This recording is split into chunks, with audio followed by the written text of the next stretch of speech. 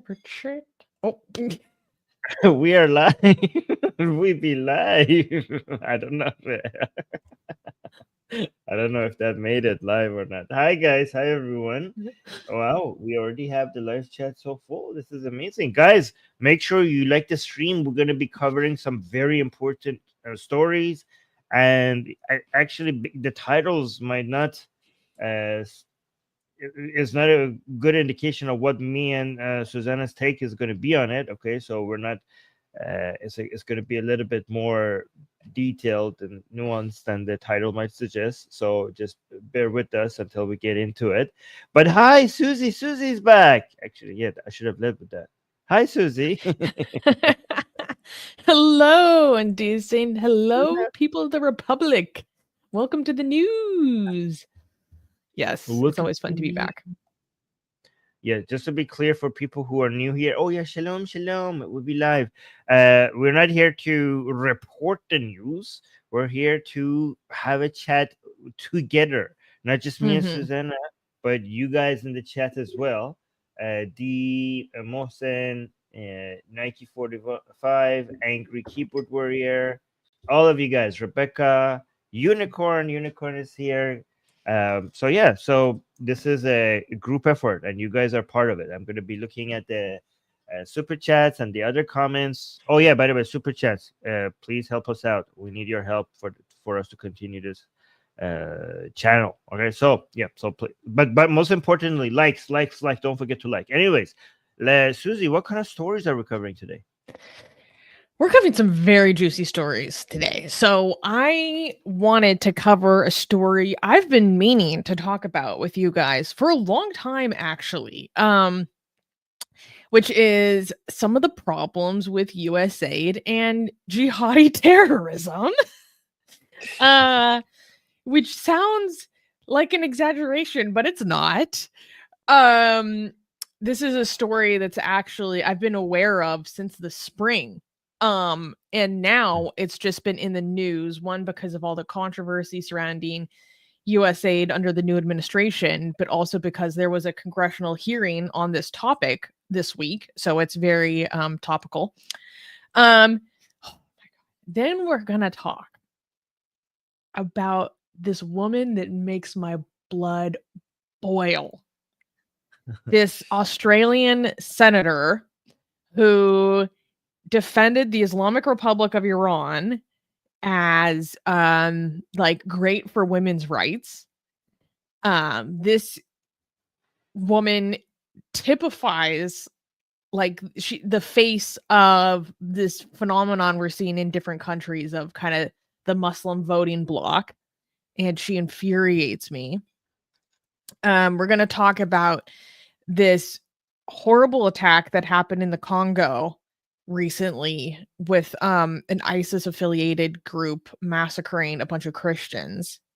And then we're also we're going to cover another story that's also been on my radar for some time, which is basically Qatari influence in American education. This is going to specifically focus on Qatari influence in K through 12 space. But honestly, we should go into how the Qatari government has influenced some of our top universities in the US, where I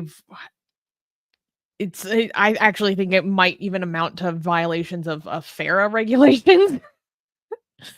And finally, we are going to talk about this phenomenon that has happened that I was not fully aware of until recently, at least not happening in the United Kingdom. I was aware of this phenomenon, but not in the UK, where there is a epidemic of faith-based abuse happening in the UK of children being accused of witchcraft and physical, spiritual, and mental abuse that comes out of this harmful practice, affecting as many as 14,000 children in the UK.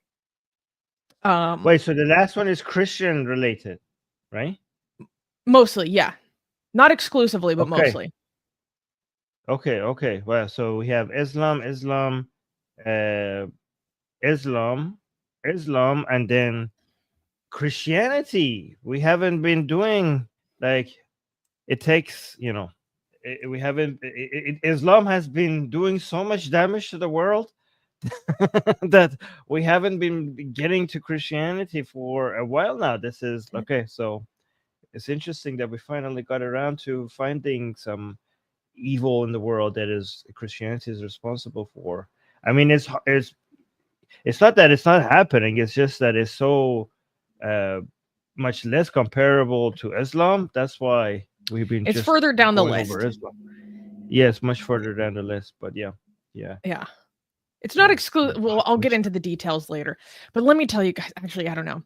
That last story sent me down a wormhole of digging into harmful faith-based abuses, and I ended up researching something called baby harvesting. It got really dark yesterday. Ooh, Yeah, shit. it gets dark, but I will spare you guys because I was like, I don't believe in humanity anymore. No shit. All right, so yeah, guys, buckle up for that last news. It's gonna get dark. It's gonna get very dark. I mean, it's starting dark as well. This is actually, you sent me a video to watch regarding the first news. I was like, what the fuck is happening? Anyways, we should get There's into a it, lot right? to unpack here. There's so much to unpack. So let's dive in. Okay. Can I clap?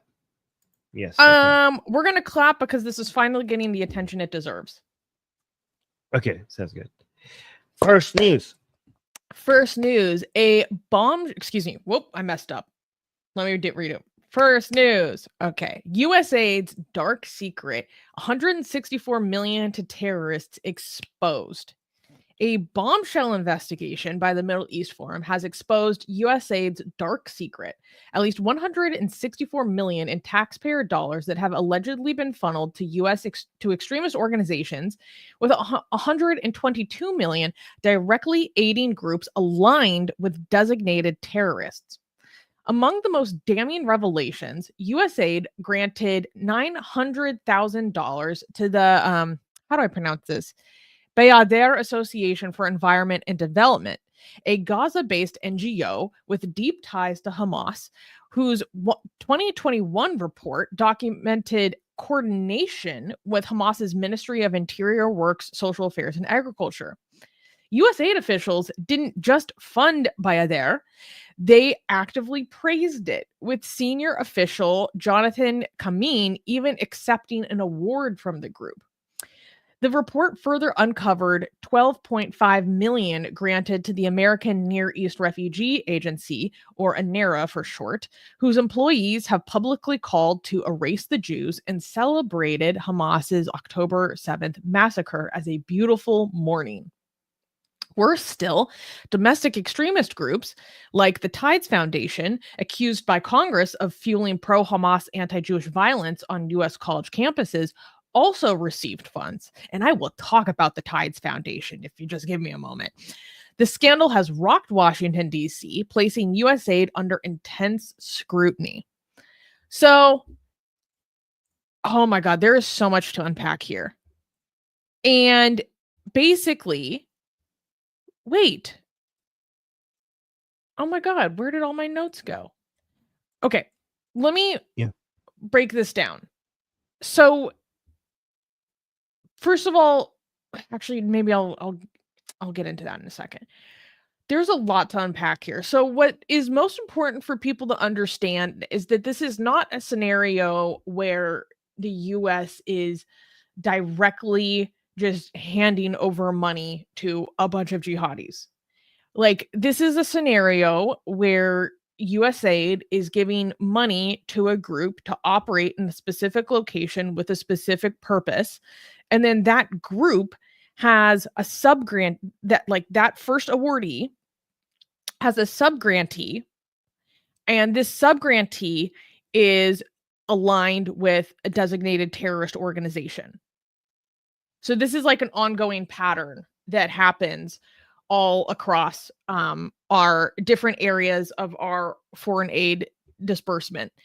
And what was very interesting about this is that a lot of, well, this wasn't surprising to me at all, but that's just because I am interested in this area, is that this happens very consistently within the realm of Palestine and specifically Gaza. Um, Now, maybe it's just because I'm being cynical, but I'm like, oh, yeah, no, I mean, of course, all aid that goes into Gaza ends up in the hands of Hamas. Like, that's par for the course. I expect nothing less. Like, I don't know, maybe again, maybe it's just my own cynicism, but I just assume that.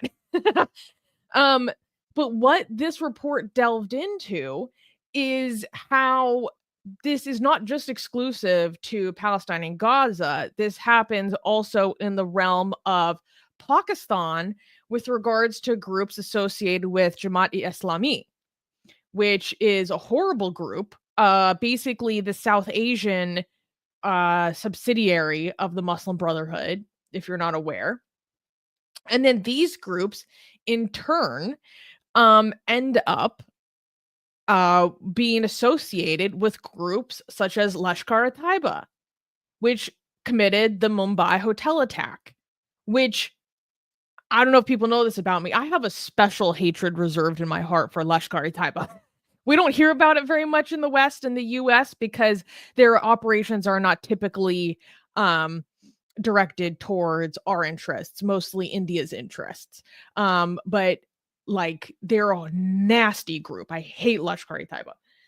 And so basically, if you give me a moment, because Google Notebook LLM messed me up a little bit, I can help draw out a chart. So wait.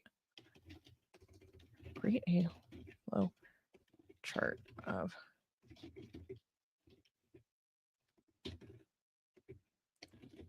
By the way, I just want to clarify before we get that, guys.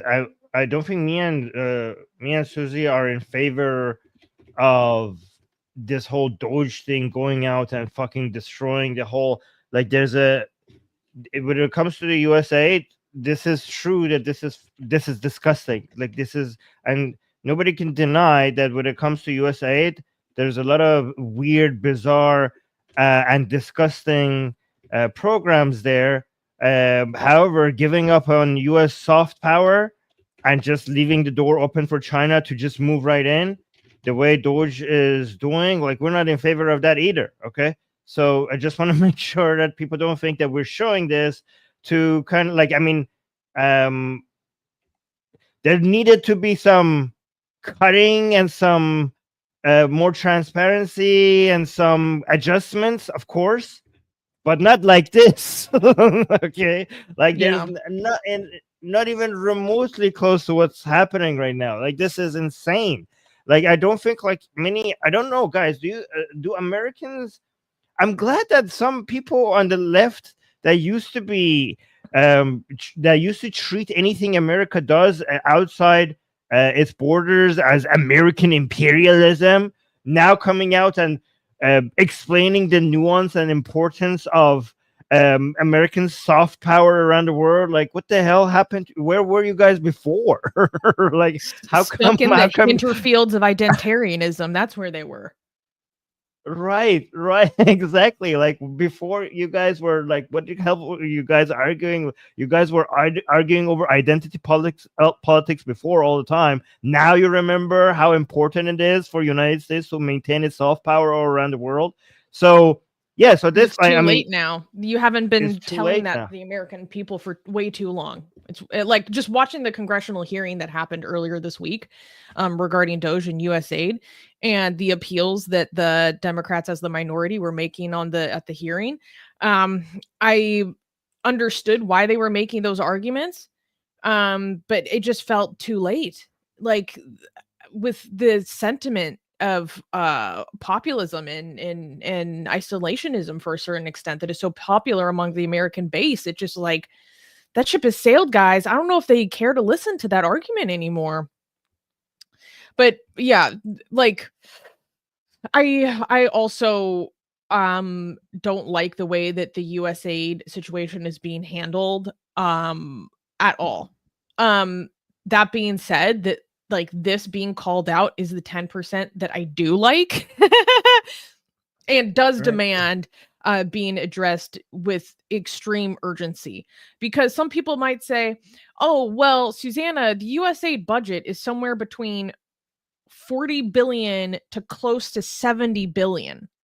You're talking about a mere 164 million. Like, are you willing to, discredit the whole agency on the basis of that allotment of funds? And an easy retort is, okay, it might be a small amount of the total budget, but with that money going to these groups, that is ultimately going to cost us way more. It's going to cost us way more down the line. So it is important to completely audit everything that came out of this 164 million, because it is dire. It is dire. Go ahead. Just to clarify, nothing that Doge is doing is going to get anything close to the savings that they're looking for, right? The importance of cutting something like this is not for financial, for adjusting the budget. Like, this is not even going to make a freaking dent. The importance of cutting something like this is because you're funding freaking terrorists. Okay, this is funding terrorists. This is the funding of the enemies of not only the allies of United States, but this is the funding of the enemies of United States itself. These are this is like, we are looking for where did Qatar funded Hamas, or where did the Islamic Republic funded Hamas? Motherfucker, this is the US funding Hamas. This is the US funding. Like, before we go find Qatar and the Islamic Republic, like this is US taxpayer money showing up in the hands of Hamas. Like, again, so I hate that this makes a lot of people will look at this and they think like, oh, okay, well then Doge makes sense. Like, I mean, no, it doesn't. Like, that's the problem, because it's, you either have on one side people pointing out to stuff like this and be like, okay, so we need Doge, and then we have on the other side people who are like, oh, some of the examples they're giving us are ridiculous, so all of the examples are therefore wrong, and then I don't know, I don't want to make the middle ground being the correct position fallacy, but in this case it's the truth. The middle position is the correct position here. Yeah. You know what, actually, let's watch this video. Derek, why do you keep spamming? Like, I want to warn Derek, because I give you a timeout for posting the same message over and over again. If you continue that, I might have to ban you. Like, why are you doing this? You used to put good comments in the chat. I don't know what's happening to Derek, but yeah, go on. Okay, so how about we do this? How about we watch the video quickly? And that's going to give like a quick overview, and then I can dive into certain parts of what he said, because certain parts need a longer explanation. So for context, the voice you hear speaking is Greg Roman, who is the ED of the Middle East Forum that produced this report. Okay, you can play it when you're ready. Okay. Are you aware that we are sending $40 million a week to the Taliban? Yes, sir. Can you name other instances of foreign aid going to terrorist organizations? We have assisted Al-Shabaab in Somalia. There's been instances of the Khamsi network in Sudan, Hamas, Islamic Jihad, Hezbollah, Kataib al-Hezbollah, Hayat Tahrir al-Shams in Syria. Dozens of terror organizations have received indirect assistance from U.S. foreign aid. Could you elaborate a little bit on the mechanisms in place that are to stop foreign aid from going to terrorist groups, and why are they not working if we have any in place? Sure. And I would note that these are, you notice, these are terrorist weaponry. You see some AKs, SKSs, some snipers, some clips, some clip carriers, probably made in China. And I believe these are small landmines here beside right there. Let's use Gaza as our case study. $2.1 billion in American taxpayers' money to Gaza since October 7th when Hamas invaded southern Israel. USAID money was going in terms of an emergency use authorization to try to go to parties that USAID formerly had a relationship with in the Gaza Strip. They had to have been vetted by OFAC. They should have been vetted against the special designated terror list from the State Department and from other Treasury organizations.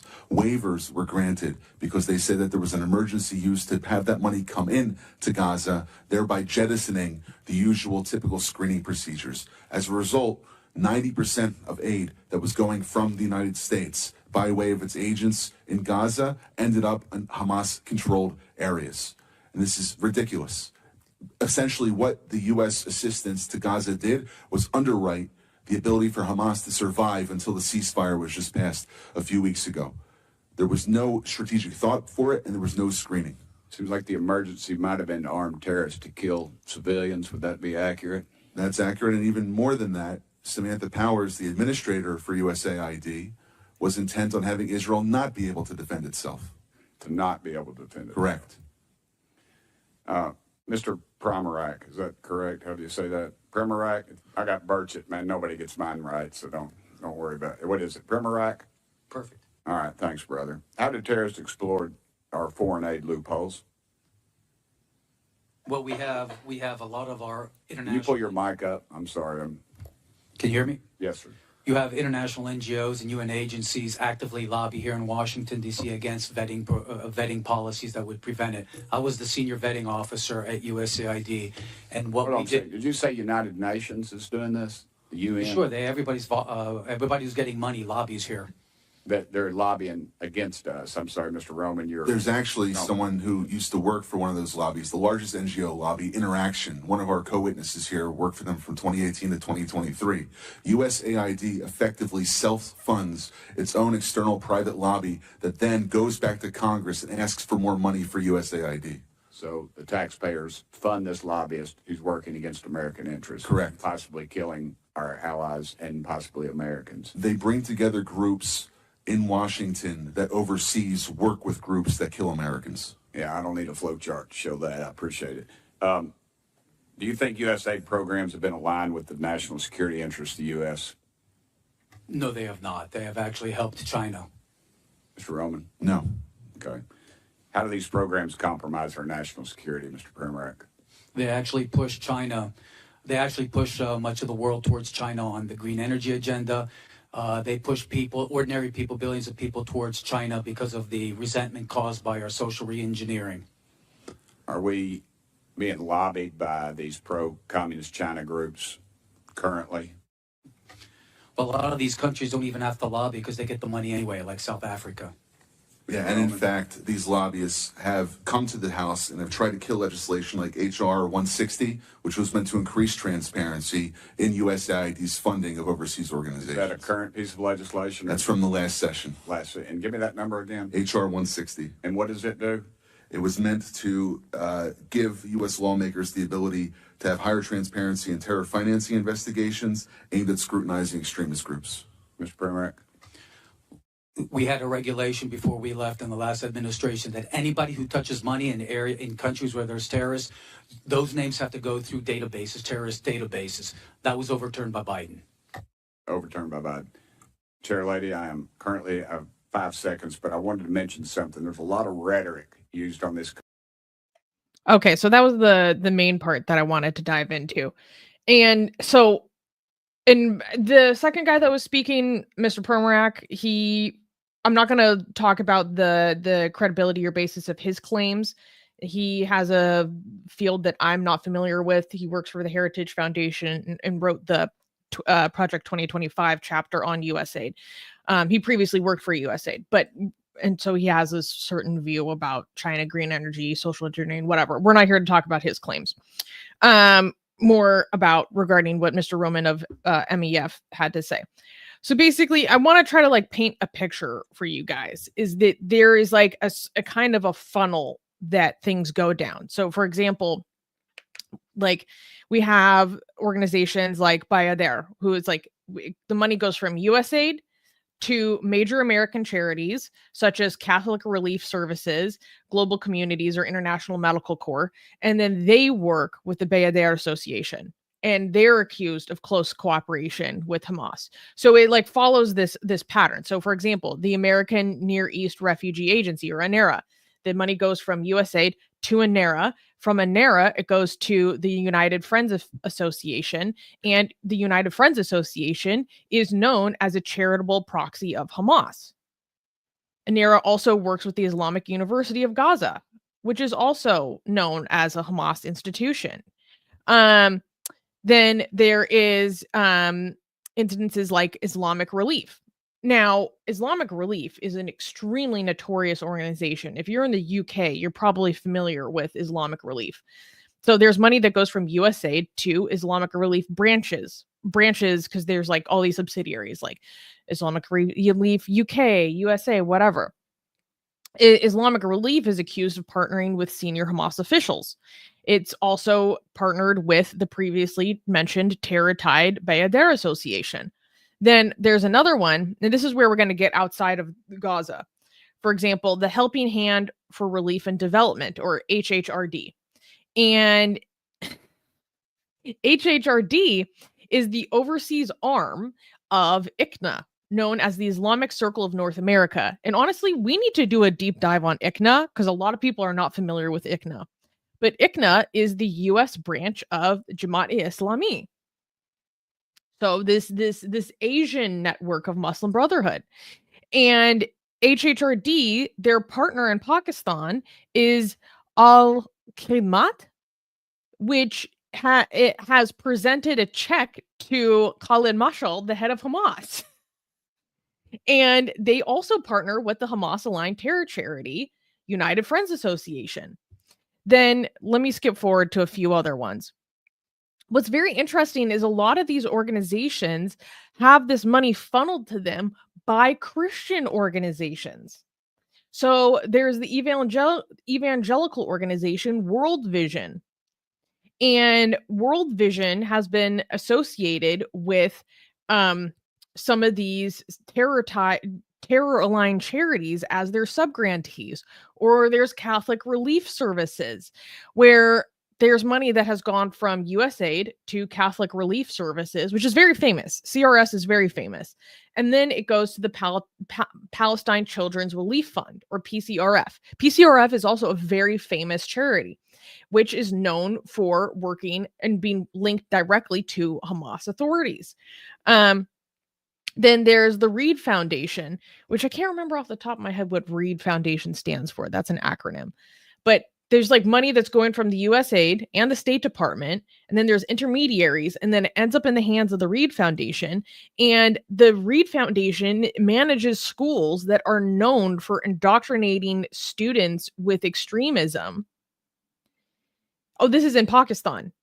And for example, the schools in Pakistan are teaching children to praise Mumtaz Qadri, the man who assassinated Punjab governor Salman Taseer, because Salman Taseer was defending Asia Bibi, the Christian accused of blasphemy. And then people might remember that, you know, he was executed, and then his funeral was attended by hundreds of thousands, and now this man's shrine is his grave is a shrine. So teaching students to praise that man. Then, oh my gosh. Honestly, I think maybe I should do an entire stream about the Tides Foundation, because then there's also money from the State Department going to the Tides Foundation.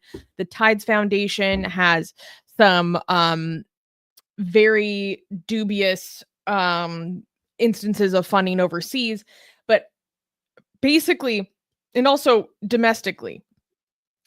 And to just put it simply, with all of the domestic, so within the United States, anti-Israel movement that can in many ways be described as a movement of sedition against the United States, if we managed to strip the nonprofit status of the Tides Foundation and another organization that goes by the acronym Westpac, we would almost single-handedly eliminate the power and funding behind the domestic anti-Israel movement, because they're behind so much of the chaos that we've seen on campuses, for example, and also in actions where people are blocking highways and stuff like that.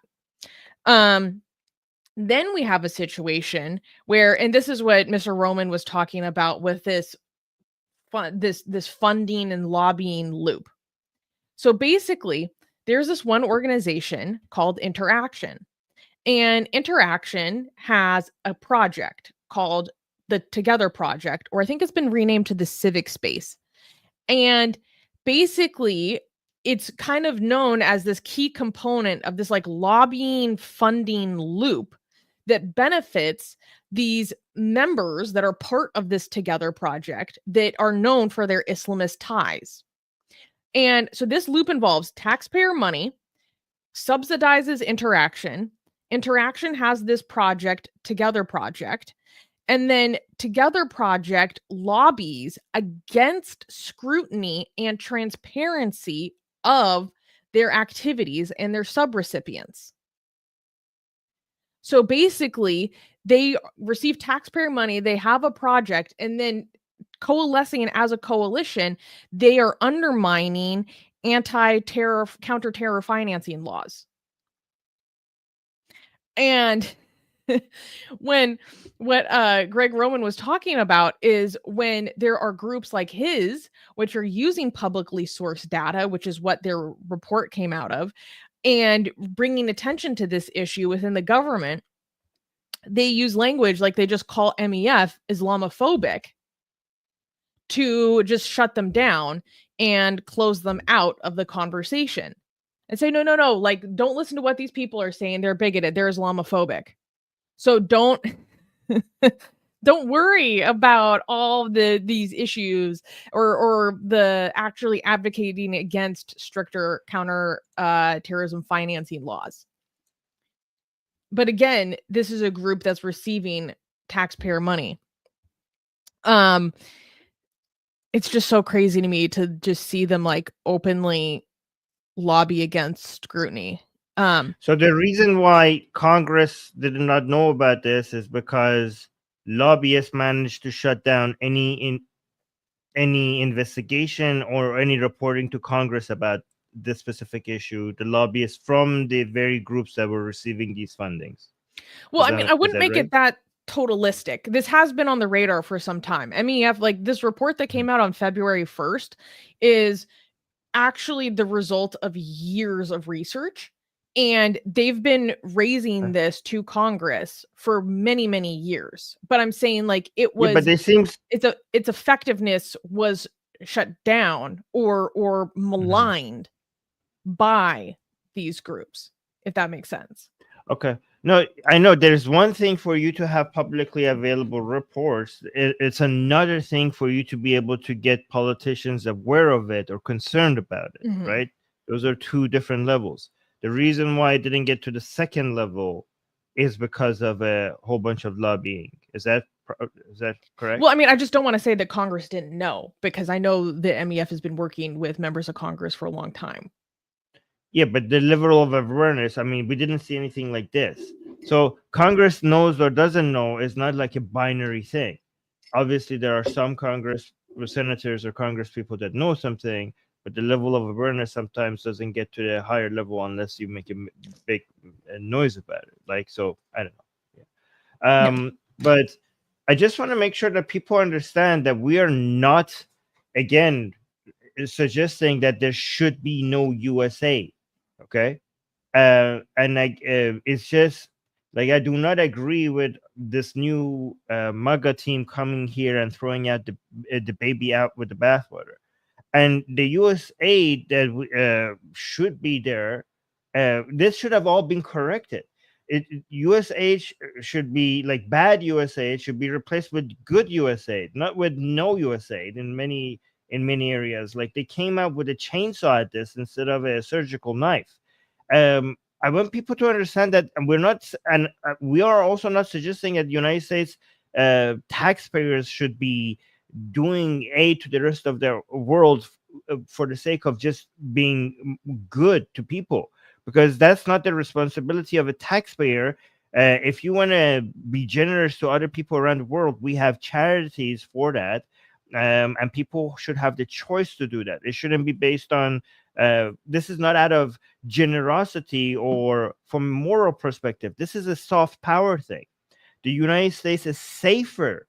It's safer. So this is actually, if the United States, if it exercises its soft power properly, it would require less hard power. It would require less military actions. It saves the taxpayer money. It actually makes money for Americans. I mean, Dee could actually correct me on this one because she's more aware of African issues. But for example, in Africa, if USAID is just by being there and helping people with disease and education, that gets American companies a lot of contracts. If people in Africa are feeling positive about Americans and not feeling positive about Russians there, that's going to bring a lot of, it's going to make it easier for United States to have a presence there without facing hostility, to maintain stability there. And it's going to get a lot of more businesses going in the direction of United States rather than Russia, for example. I mean, we know how beneficial this is to a country for them to be present there, because China, who I bet you is not, doesn't give a shit about. So D is correct, saying absolutely, Armin. The CCP doesn't give a shit about being moral to people around the world. Then why are they doing aid? Why are they present in where, as soon as the United States gets out? Why do they show up? Because they know that this is beneficial. Okay. Well, and because like, they know that they will come for their pound of flesh. Right, exactly. So this is, guys, I know, I hate how pro Putin Trump is being, okay?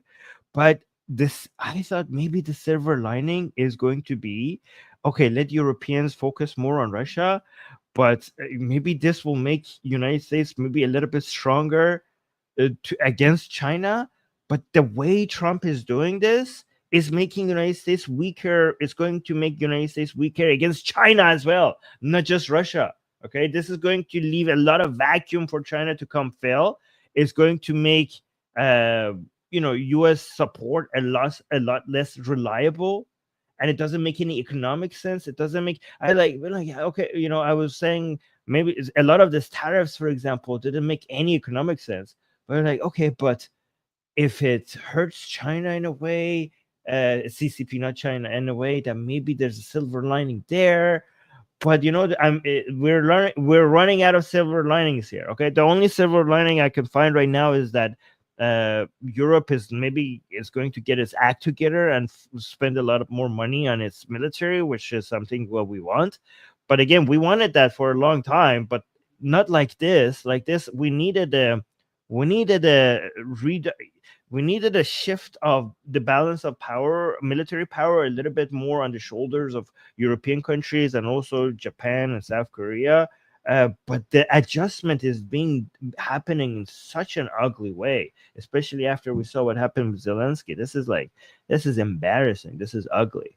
But yeah, I mean, we needed a shift, but the pendulum is shifting too fast and in such an embarrassing. Also, I mean, let's be honest, a shift within Europe is not going to correct, it's not going to be instant. It's not going to be an instant correction. I mean, we have years of neglect that have happened. This shift isn't going to solve our problems overnight. But yeah, it is really ugly. So one thing I wanted to touch on, and this is something that is going to be a broad overview. I want people to understand that I'm giving you guys a very broad overview. I'm actually, hopefully, going to try to get the author of this report on the stream, because I actually know him. And so like, I want all our atheists to pray for me that I'm able to get him on the stream. But so a lot of people, one thing that we haven't addressed yet is, one, how did this even happen? We need to understand how this even happened before we just lose our minds. And then also, what are the recommendations to help correct this? So let's quickly, and again, broad overview, let's go through what happened that were the failures, right? So here are a couple of failures in oversight. So there was deficient disclosure practices and lack of transparency. So there's just records of federal funding are very obfuscated through deficient disclosure practices. And actually, in the congressional testimony, MEF was testifying to the fact that their FOIA requests, Freedom of Information Act requests for transparent documents regarding one of the organizations that they were investigating have been denied for over 18 months. So, basically, there are just all these deficiencies and inconsistencies within the government spending data, with missing and contradictory information in federal records. There is an inadequate vetting process. So USAID's vetting policies are described as starkly deficient. For example, major Western charities that partner with USAID are required to vet their subgrantees have demonstrably failed to do so. USAID itself, their Office of Inspector General, so USAID itself has warned about the failure of current procedures of awardees identifying the threats within their subawardees. And part of this had to do with, it was basically a self-selection process, where vetting requirements for non-U.S. organizations require only two key individuals within a subgrantee. And those key individuals are self-identified by the implementing partner and their subawardee, which leads to a problem of who has an ideological motive to self-identify as a key individual who would be vetted, if that makes sense. Then there's a problem of ideological blindness and misguided priorities. And MEF has written extensively about how since 2008, where I believe it was in 2008 when the Holy Land terror financing trial went down, efforts to monitor and prosecute Hamas networks within the United States have been like shut down and like literally allowed to flourish. And part of this, and this is a criticism, has to do with certain U.S. intelligence believing that to combat some Islamists, we need to partner with other Islamists. And so it's led to a conflict of interest with, well, we don't actually want to like fully dig in and investigate these people over here because we kind of need these people over here to leverage against these other people over here. So that's created a security problem. What's another one? Basically, there's lack of consequences for failure to vet, downplaying the risks of money laundering and terror financing. So, for example, Interaction, that group I was telling you about that's part of that fundraising lobbying loop, has endorsed letters to the House and Senate pushing for weakening terror financing laws and met with lawmakers from key committees and lobbied against legislation targeting terror financing in South Asia. And then there is an issue of influence from the Charity and Security Network, which advocates on behalf of groups caught up in terror financing organizations, and again, undermining countering terror finance. And so finally, what are the recommendations about what can be done? We need to impose overwhelming transparency rules. This is something I'm a big fan of. We need to broaden the vetting process and widen the vetting procedure to exclude any organization which, whether through its activities or the opinions of its staff, support terrorism groups or leaders and lionizes terrorist behavior. Any funding to an organization which supports terrorists or operatives serves to facilitate the support of terror. And let me tell you guys something. That's a big problem because MEF has done a fantastic job of just going through the people who operate these different subgrantees and the people who operate the charities that are aligned with terrorists, and just going through their social media profiles of the people working for these charities and just like terrorist support. It's actually pretty crazy. And so it's like, okay, that should be disqualifying. If you have people working for you that talk this way on Facebook, like, you can't get our money. You can't get our money. We need to subject, oh shoot, I lost my place. Subject all these entities to vetting. All grantees, all subgrantees, and all their staff and partners must be subjected to vetting. We have learned that these primary grantees, the person that USAID gives the money to the primary grantee gives it to the subgrantee. We have clearly learned that these primary grantees do not have the ability to sufficiently vet their subgrantees. So they're calling for independent vetting. They're saying, no, it is no longer sufficient for the primary grantee to be responsible for vetting who you're working with. You failed to do so. We're going to require that they're independently vetted. We can't trust the word. There should be the solicitations for public input. So like when a beneficiary of USAID or US foreign aid is introduced, there should be a public comment so that groups that monitor Hamas or terror-aligned charities can submit comment and say, no, these people are not safe. We need to shut this all down. Give their feedback in about any concerns that other organizations might have. Basically there needs to be better publicly available information. And one of the things that Mr. Roman talked about at the congressional hearing is that it is not good enough for the grant reports that come out of USAID to just say that the grant was completed. The report of what was completed and how it was completed should also be publicly available. Requiring complete disclosure. And mandate unredacted tax returns for people who receive this kind of federal funding. That's getting into the nitty gritty of some stuff that goes on in the nonprofit industry. Basically, most tax returns are publicly available, but they're partially redacted. And basically they're saying if you receive this kind of thing, it should not be redacted at all. If there are organizations that have previously been non-compliant, we should bar them from receiving this again. And actually, they at the congressional hearing, they were at the place where they're like, we need to actually call for criminal investigation at this point, because of the level. Yeah, this is treason. Is somebody in the chat was saying, isn't this like treason? I don't know. Is that an example? I mean, you're supporting the enemies of the United States. Isn't that like treasonous level? I mean, treason is a very specific charge. But basically, MEF would argue that they have found violations that could amount to severe violations of like terror financing laws, existing terror financing laws.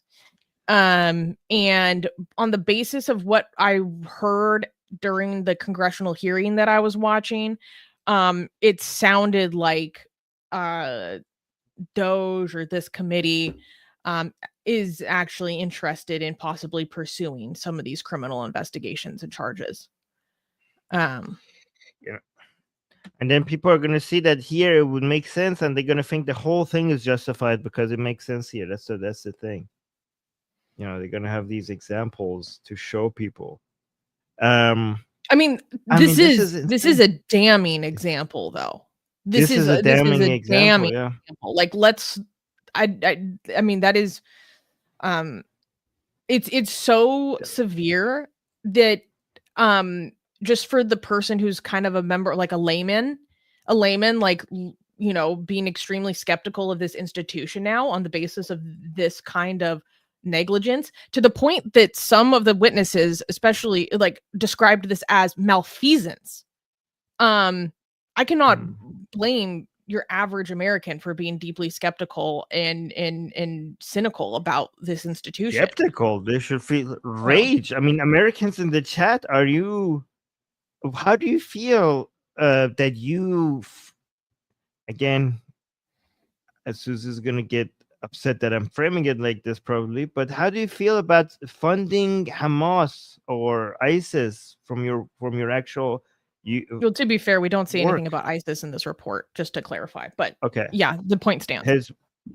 Yeah. Wait, what was it? What it was? Either ISIS or Al Qaeda? Which one was it? But okay, No. you guys... we on this list we got various charities linked to Hamas. We got Jamaat-e-Islami. We got Lashkar-e-Taiba, links to Lashkar-e-Taiba. Those are also Al-Shabaab in Sudan, I think, off the top of my head. Al-Shabaab in Sudan. Okay, yeah.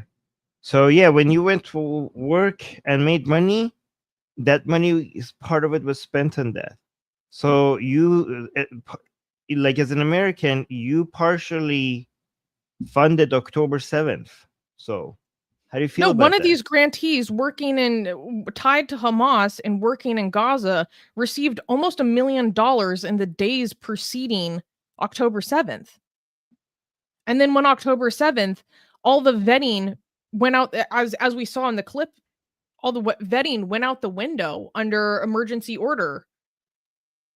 And that's why Mr. Roman of MEF, the Middle East Forum, describes it as underwriting Hamas's campaign until the weeks of the preceding the ceasefire.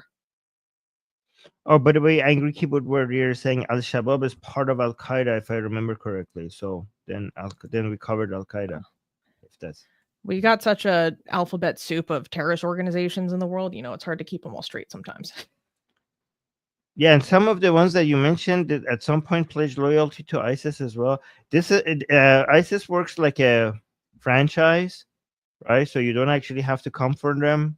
You could just like buy their do-it-yourself kits and just use their branding, and all of a sudden you weren't ISIS before, and now you're ISIS. It helps with their marketing. Actually, we're going to talk about that later. Oh, really? Okay. Yeah.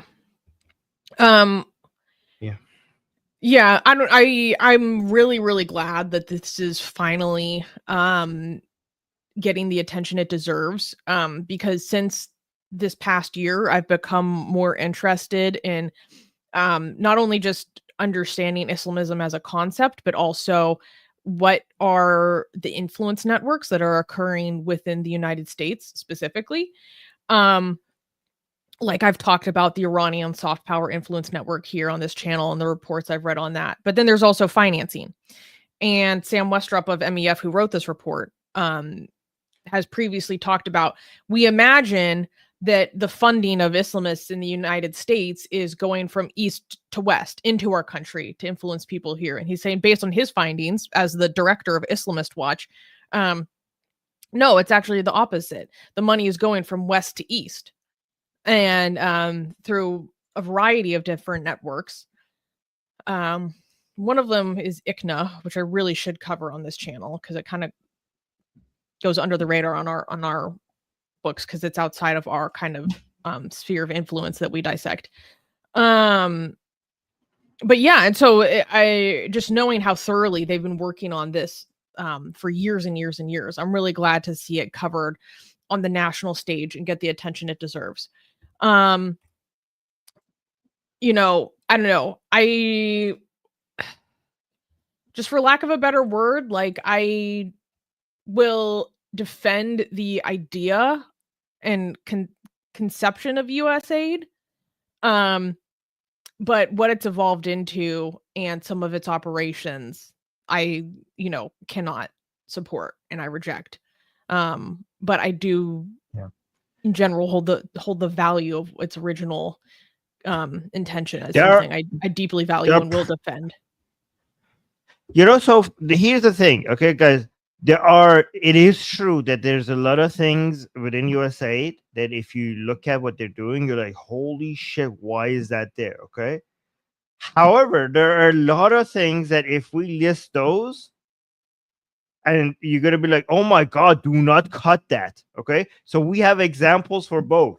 We have examples like why is that there? How is this happening? How did this last for so long? Holy shit, that we should like burn everything to the ground. Okay, but for example, there are parts of USAID programs. I mean, correct me if I'm wrong, guys, in the chat, that if cutting those means like disease is going to spread, and these diseases are not going to recognize borders. Like it's going to come to haunt back Americans. Like we could have COVID-like situations, like directly as a result of cutting some of these USAID programs. Like, right? Susie, if I'm like, let me know if you've heard that before as well. Yeah, Or if 100%. it's in the live checking. Yeah. So yeah, this is a bizarre situation where I think like because like the content I watch is either people completely dismissing something, can you introduce me to some people who are treating this properly? Because I'm either getting people who are acting like these things don't exist, these programs, like horrible programs like this don't exist, or they're exaggerated, or they're all made up, or people who are just going to like, all USAID is fucking bullshit. We shouldn't be. Why are we doing this? Why are we meddling around the world? Why are we involved in other countries? I'm like, what the hell? Have you been born yesterday? Do you understand how geopolitics is done? Do you No. understand the? I mean, that's Yeah, okay, but I think the answer is no. Right. And like, that's okay. they don't. Most people don't, Right. Yeah. you most know. people don't. Most To be people honest, don't. And I like don't even believe that most Americans could accurately like point to what country is Spain on the map. Like, I don't expect them to like have an understanding of geopolitics. Like, Yeah. but actually, just let me do it. I'm gonna send you a guy that's really good before I forget. Let me get the. Oh, okay. Thank you. I think anyways. Yeah, it's a mess. It's a mess. We should look at some of the comments that they selected. Yeah. So this is just kind of a report highlighting the issue. The report. Okay. So this tweet is saying, like, explaining the issue.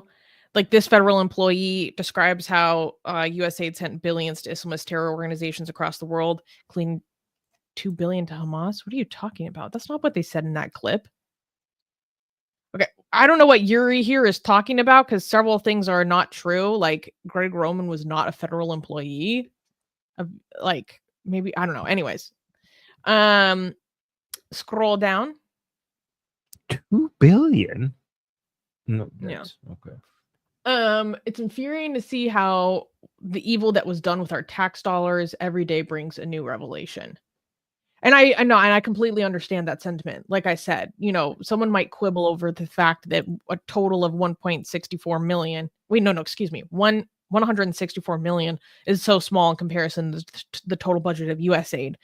But I mean, when it's going in this direction, I mean, that's extremely costly. Yeah, I mean, the cost associated with that is not the cost associated with that is not the money that you're spending on it. The cost associated with that is the consequences of that support eventually down the line. Yeah. Wait, scroll up a little bit. Okay. So, this is a tweet from MEF. The White House cites MEF research exposing hundreds and thousands of dollars going from USAID to distributed to nonprofits linked to designated terrorist organizations, even after an inspector general launched an investigation. Yeah, that's true. And then can you scroll down a little bit to their response? Carol here saying, really sleep at the switch. Where were the Republican politicians the entire time? Not worried about where the American taxpayers' money was spent. I mean, both sides were busy arguing identity politics. Okay, I think that was the main point of politics, and both sides were guilty of it. It's because we just like the drama of the culture war. Everyone likes the drama, to be honest. Right. Let's be honest. Everyone is just likes culture war drama, even though like we got better stuff to worry about. Yeah. But I mean, You're I don't know. I don't know if it's completely fair to say, oh, everyone's asleep at the switch, because like I do know that there has been work on this for a long time. So I don't know. This other person sorry, the name of this user is the most mega shit I've ever seen. Proud deplorable swamp repellent. Oh my god. Swamp Jesus. Oh my god. Stop all foreign aid. Okay, until our budget is balanced, then only fund nations who support us. Okay, idiots. The budget is not going to be balanced by No, by USAID. It's not going to be balanced just by USAID. I do. Have you seen what's on your budgets? Do you understand the amount, like, I don't think these people understand percentages, and like, just look at the No. budget and see what difference that's going to make. Go look up the website that is the clock of our debt, our $1 trillion Right. debt. I don't think cutting, 900,000 here and $1 million there is gonna cut the difference, unfortunately. This is why I don't understand Elon Musk. Like, does he not understand how numbers work? I mean, he's been managed. Like, why is he lying, or is he bad at math? Because Well, I mean, I comes think he and is a says, like, liar oh, and a dishonest person. His behavior has exhibited him to be a liar and a dishonest person. okay. So you think, because sometimes I feel like, okay, if he's not a liar, then he must be stupid in certain topics. Okay, like, because with Armin, Yeah. he's not stupid. He did this and this and that. Like, okay, maybe he's smart in those things, but in these areas, he's either stupid or lying. I don't know which one it is, but it's clear. But this is clearly wrong. Like, he says things that, if he asks Grok, okay, his own AI, Yeah. right, the AI that he just made himself would correct 99% of the bullshit that he's putting. Like, he just have to. Every time he wants to say something, he should just check with the AI that he made himself, okay, before he posts them. Okay, I don't know. Yeah. It's bad. It's bad. What I've heard a lot of Okay. people say is with Elon, they're like, oh, well, when he was talking about this subject that I wasn't really familiar with, he sounded really knowledgeable and insightful. And then he spoke about a subject that I have expertise in. And I realized that he's dishonest and an absolute fool. And then it made me question his expertise and all these other things that I don't know about. It's that kind of a situation. And I'm inclined to agree. It's tempting for a lot of people on our side to like the guy, because he calls out a lot of things that we would like. A lot of people on our side wanted to be called out. So you're like, oh, I like that these things are being called out. So should I just like agree with him? And like, well, I mean, it's true. These things needed to be called out, and now somebody with a giant megaphone is calling them out, and that's nice. But the man is stupid in so many, like, there are a lot of misinformation that he's spreading as well. Like, that's true. And a lot of people are like, okay, but I like the idea that social media is becoming less sensorial. So I kind of like that. And like, you could like that, you could enjoy that, but at the same time, because Elon Musk is responsible, honestly, for social media being less sensorial.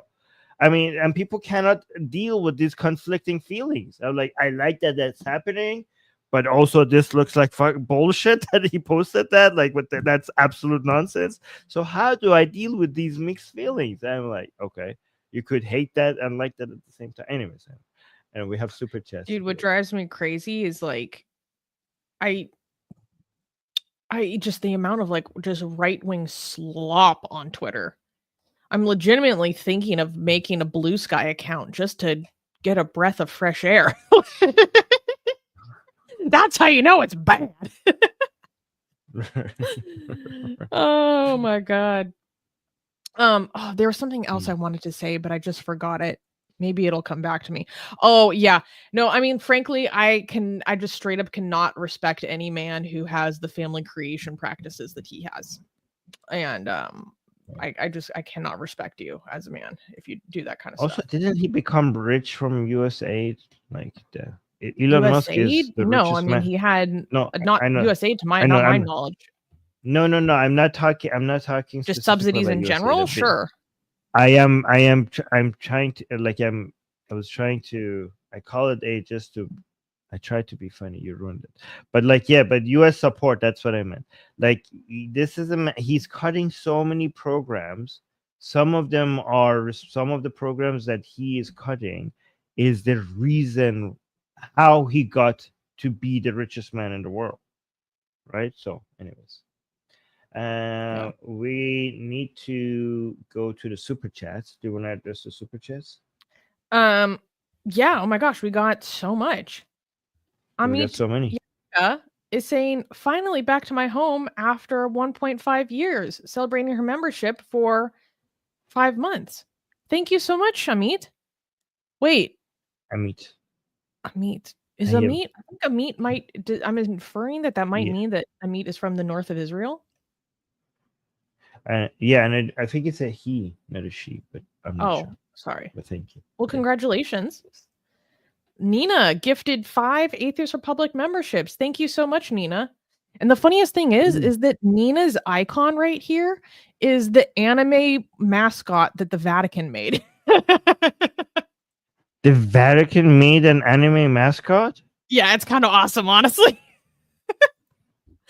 It has been working with the Zoomers. The Zoomers have been loving it. This is the first time the Vatican has.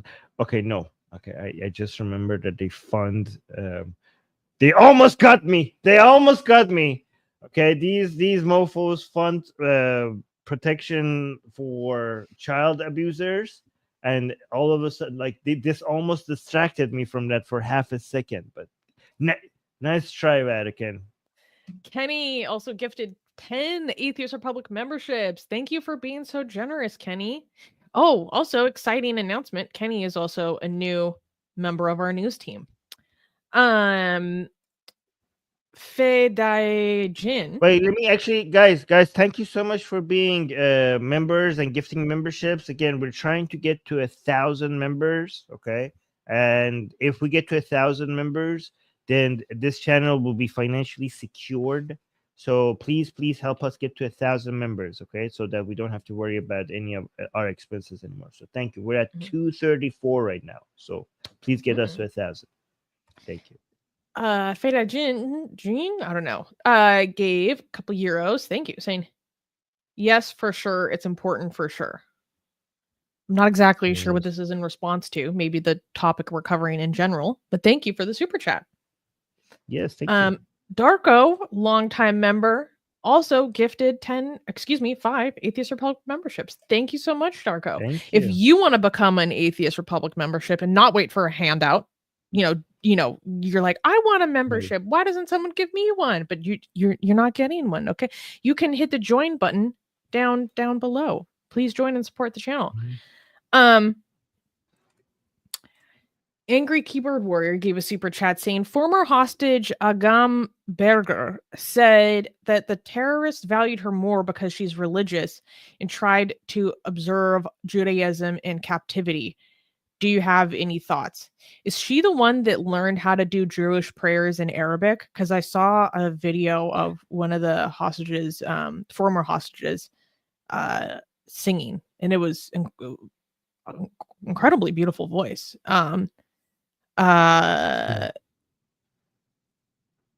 What do you have any thoughts on this in particular, Armin? Yeah, I think it's amazing how some people think this is wholesome. I find this disgusting. That this actually shows the value system that these people have. This actually makes me disgusted even more. That the human life and human suffering is not what makes these people not want to be kind to other people. It's religious observance. whether Islamic or Judaism. So there is no inherent. They don't see inherent value in people, human life. They see inherent value in observance over of religion. This is basically religion above human life mentality. This is absolutely disgusting. This actually shows how these people think. This is a death cult. Yeah, I guess I don't know. I expect nothing less. So, D gave a super chat. Thank you, D, saying, "Oh, let's all thank Susanna for all her research. This stuff takes hours and hours." Yes, Thank I you, read this Susie. entire Yes, report. Guys, please, actually, thank you, D, for saying that. And guys, please, after the show is over, make sure you mention that in the comment sections, because this is the only way we could reward Susie for all the work that she's doing, is for her to see that you guys are appreciating her work. So please, at least do that. Sketch Therapy gave a super chat saying, "Please more weapons laundering and money laundering data." If you're asking us to just cover this more often, or this kind of like Islamist funding or influence network issue, like sure, I'm happy to cover that more often. It's the kind of funding networks that I look into typically don't involve weapons laundering and stuff. But one thing that I did want to say is that this report only covers the kind of funding that's coming from the government. It's only coming from public funding.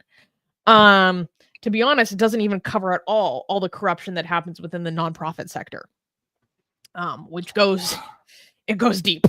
I'm not even gonna lie to you guys. Gaysian American, because just to clarify my point, what I'm saying is this only covers public money. Then there's this whole network of private money, which is a whole separate matter. Gaysian American, thank you for the super chat, saying, "Oh, thank you, Susie, for all your research. I can say from first hand, it's very time consuming. Also, there's a red note joke that Trump is the best Chinese spy." I love how red note users really own the Chinese spy label. Like when all the Westerners were joining Red Note because they were TikTok refugees. And the Chinese users would post up in the comments being like, I'm your like local Chinese spy. I'm your assigned Chinese spy. Like, hi, nice to meet you. Like, I don't know. I think it's funny.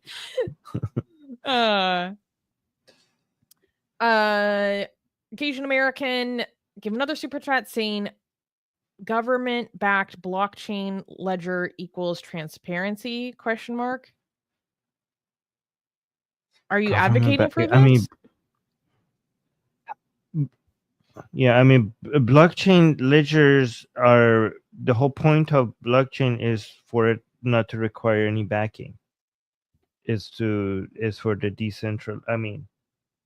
Is the main utility of that is the decentralization. Why would you need to back it when you have so many nodes all around the world? It does it. It backs itself. I don't know how would that work. I don't know how that works, but yeah. The main popularity of it is that it doesn't require backing and it's transparent by design without anybody needing to make it transparent. But yeah, that's it. Gaysian gave another super chat. Wow, you're so generous today. Saying, I like Qin Shi Huang standardized writing, measurement, and bureaucracy, but I dislike that he sent 460 scholars to Yama. That means like he killed them. That we, the Chinese diaspora, are used to this good bad whiplash. It's an element of life we have to get accustomed to. And you highlighted this, Armin. I was wondering people. Yeah, go and read it. Cat Lady saying, did you see the full Zelensky video? It's very interesting. You highlighted this? Yes. Yeah, I just want to say yes, I did, and I was wondering if you guys want me to all together to do a stream on it and go through it line by line, right? Because the entirety of it, you could see that almost everything, I think everything that Zelensky said was correct. And every time Trump and other people around there try to correct him, they were wrong. Almost every single one of the time, every single correction that they try, every time they push Trump and everyone around him pushed back against Zelensky, Zelensky was right and they were wrong. The problem is that Zelensky, even though he was right, he should have known that Trump is such a freaking baby, and you do not correct Trump. You're dealing with the most powerful man in the universe. I actually, I don't know, on Earth, okay, and and the guy takes corrections personally, and he has the future of your country in your hand. I mean, he was correct every single time, and Trump was wrong. But I don't know if it was a good idea to get on this man's nerve like that. They should have told you that. I mean, it's humiliating, but this man needs his dick, sucked before you get things from him. Like, you have to boost his ego. That's how it works with Trump. That's how it works. I don't know. What do you guys want me to go through it every line by line? Let me know if you want me to do that. I mean, it's like a 50-minute exchange. You can't go through line by line.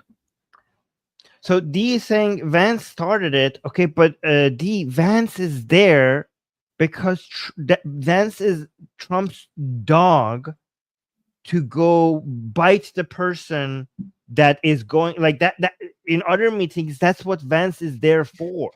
The point of Vance is that Trump is like, you go at them if they come for me. Like, that's what he has done in the future in other meetings. Slightly not as aggressively as this, but that's why Trump likes Vance sitting there, for him to put them in their place if they are if they're correcting Trump, or if they are becoming a little bit too if they're overpowering Trump.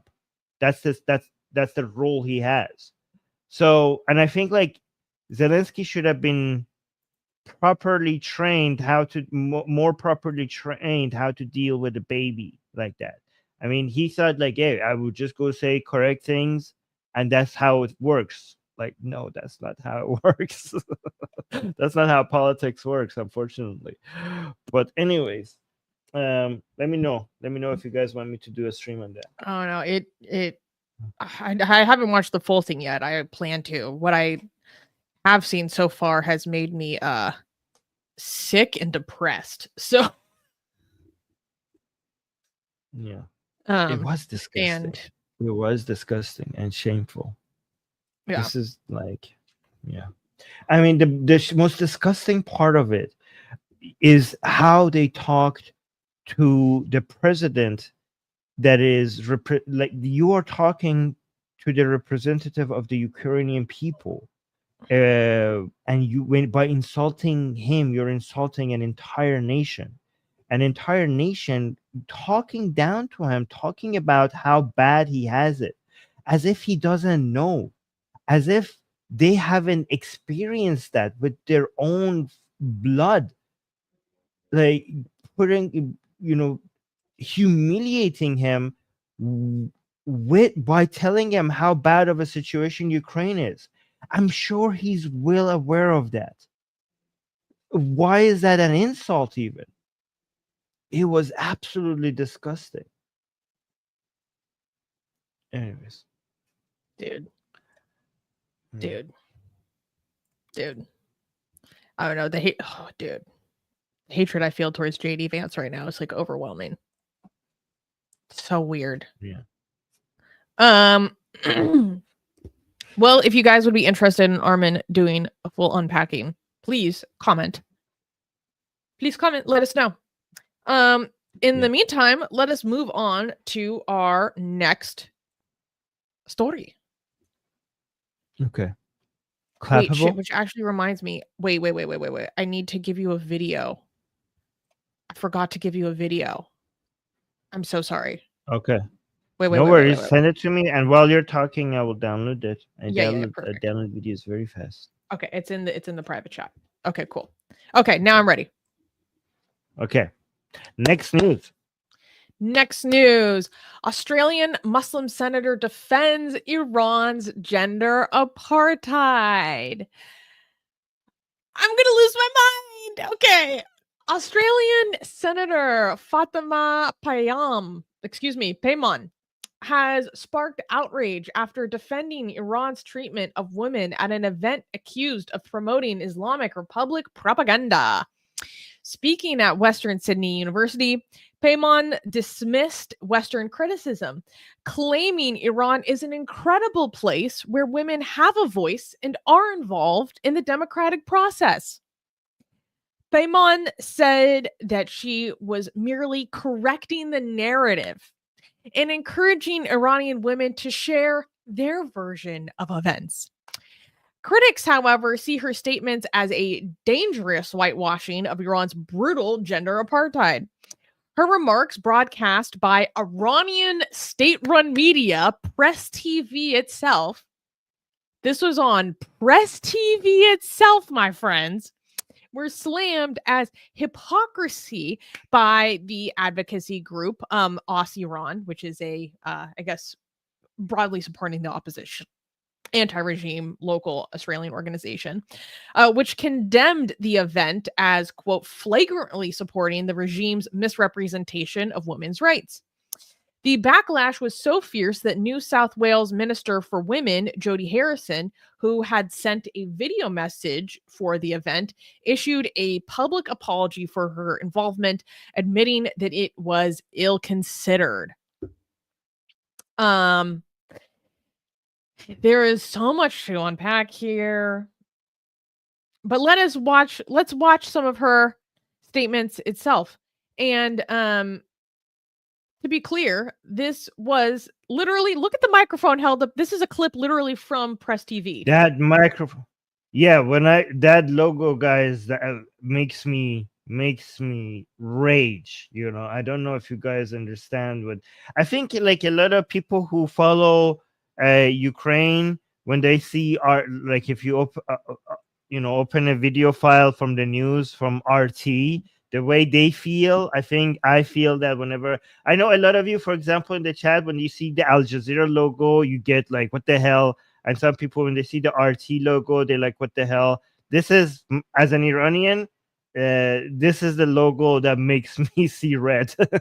Okay, so just for you, this is basically complete Islamic Republic propaganda, the Press TV side. But yeah, go on, Susie. Okay, let's play this video. Okay, go ahead. You play. Incredible place that Iran is allowing for women to participate in the workforce, to ensure that they have a voice and their voices are heard. They're involved in the democratic process. Realities that we're not privy to living here and listening to the propaganda that we receive from very single-sided organisations with a specific agenda. Organisers say the aim of the event was... Hold on, one more time. Hold on, this was true. They have a voice and their voices are heard. They're involved in the democratic process. What democratic? Okay, this is not only unfair to women, this is unfair to men as well, okay? Because it is gender apartheid, but not because of this, because men are also not involved in the democratic process. There is no democratic process.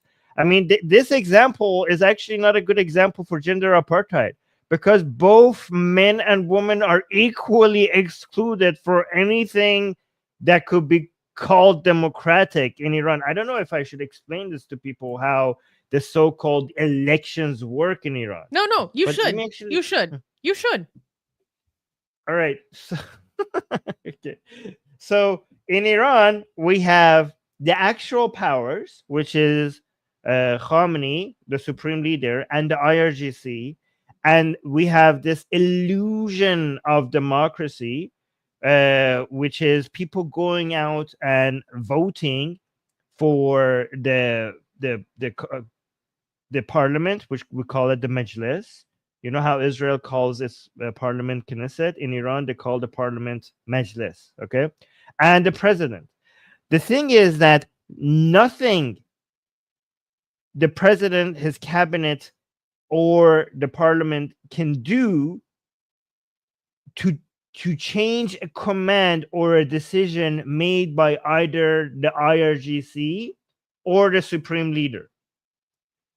For example, the current president that we have in Iran, whose people call a reformist president, he made it clear 1,000 times before even the elections, and now even continuing now, that he has zero plans. You know how in different countries the people come and tell what their platform is and what their plans are, and he made it very clear that he does not need to give a plan, because his plan is just to do what the supreme leader says. The supreme leader, the president, has zero power in Iran. The parliament has zero power. The command comes from somewhere else. And some people may say, like, well, Armin, the supreme leader is chosen by a body, okay, that is chosen by the people. There's election. That is fucking bullshit. Because the people, okay, so we have, okay, I'm not going to get into details, but let me know if you want me to do a stream on that, showing you guys why the supreme leader being elected by the people is a fucking joke as well. Because the people that choose the supreme leader are, whether or not they can be chosen by the people, is chosen by a different group of people that is either hand-picked by the supreme. So there's a group of people that are 12 people. 6 of them are chosen directly by the supreme leader. Another 6 are chosen by the head of the judiciary that is handpicked by the supreme leader. Okay, so basically the people, as an Iranian, if you go and elect the people that choose the supreme leader, the people that you can vote for are handpicked by people that are directly or indirectly picked by the supreme leader. So the supreme leader picks the people that pick the supreme leader. It's completely circular. Basically, the whole system is designed rigged. The whole system is designed to make people think that they have a choice, to signal to the world that they have a choice, but they have zero choice. And even the president, guys, and the parliament, even though they have no power, that is still not enough, because the people who can be candidates are also picked by the people that the supreme leader has picked. So it's not like anybody could go become a candidate for presidency or the parliament. The supreme leader picks who you can vote for. It all comes down to an unelected group of people. So this is just a fake. People around the world think like, oh, they have elections, so this is democracy. No, this is a theocracy trying to convince the world that we are a democracy. This is absolute black and white. It's not like they have a little bit of a democracy. Like, it's not a spectrum. It's absolutely zero democracy.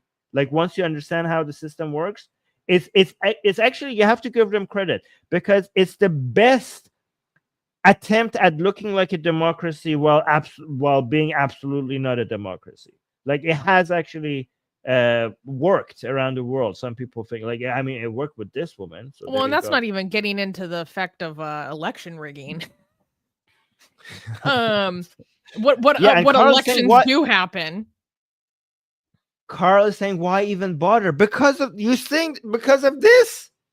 Because people are, I mean, some Iranians are fooled by it. The Iranians who go vote, for example, this is why every year when we have elections, our Persian channel, Atheist Republic's Persian channel, which the link is in the description, we go on overtime. Like, we put show after show after show explaining to the people who are considering voting how they are actually helping the regime by showing up in the lines to vote. They're helping with the propaganda of the regime to show to the world that we have democracy here.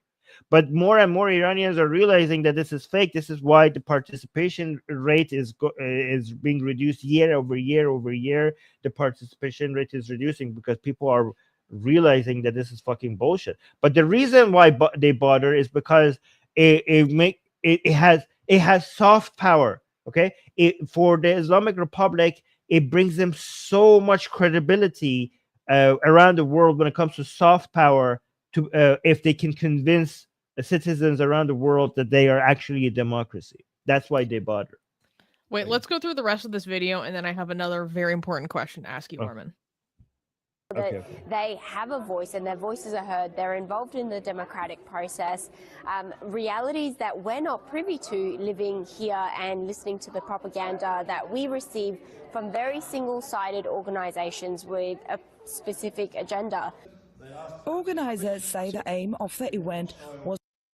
So they see the press TV, press TV here, which is in the Islamic Republic's propaganda arm in English, they're here ready to basically take advantage of all of those investments they made to make it act like they are a democracy. All right. By the way, guys, we are actually slowly moving to a different phase. So right now, the Iranian regime is a theocracy.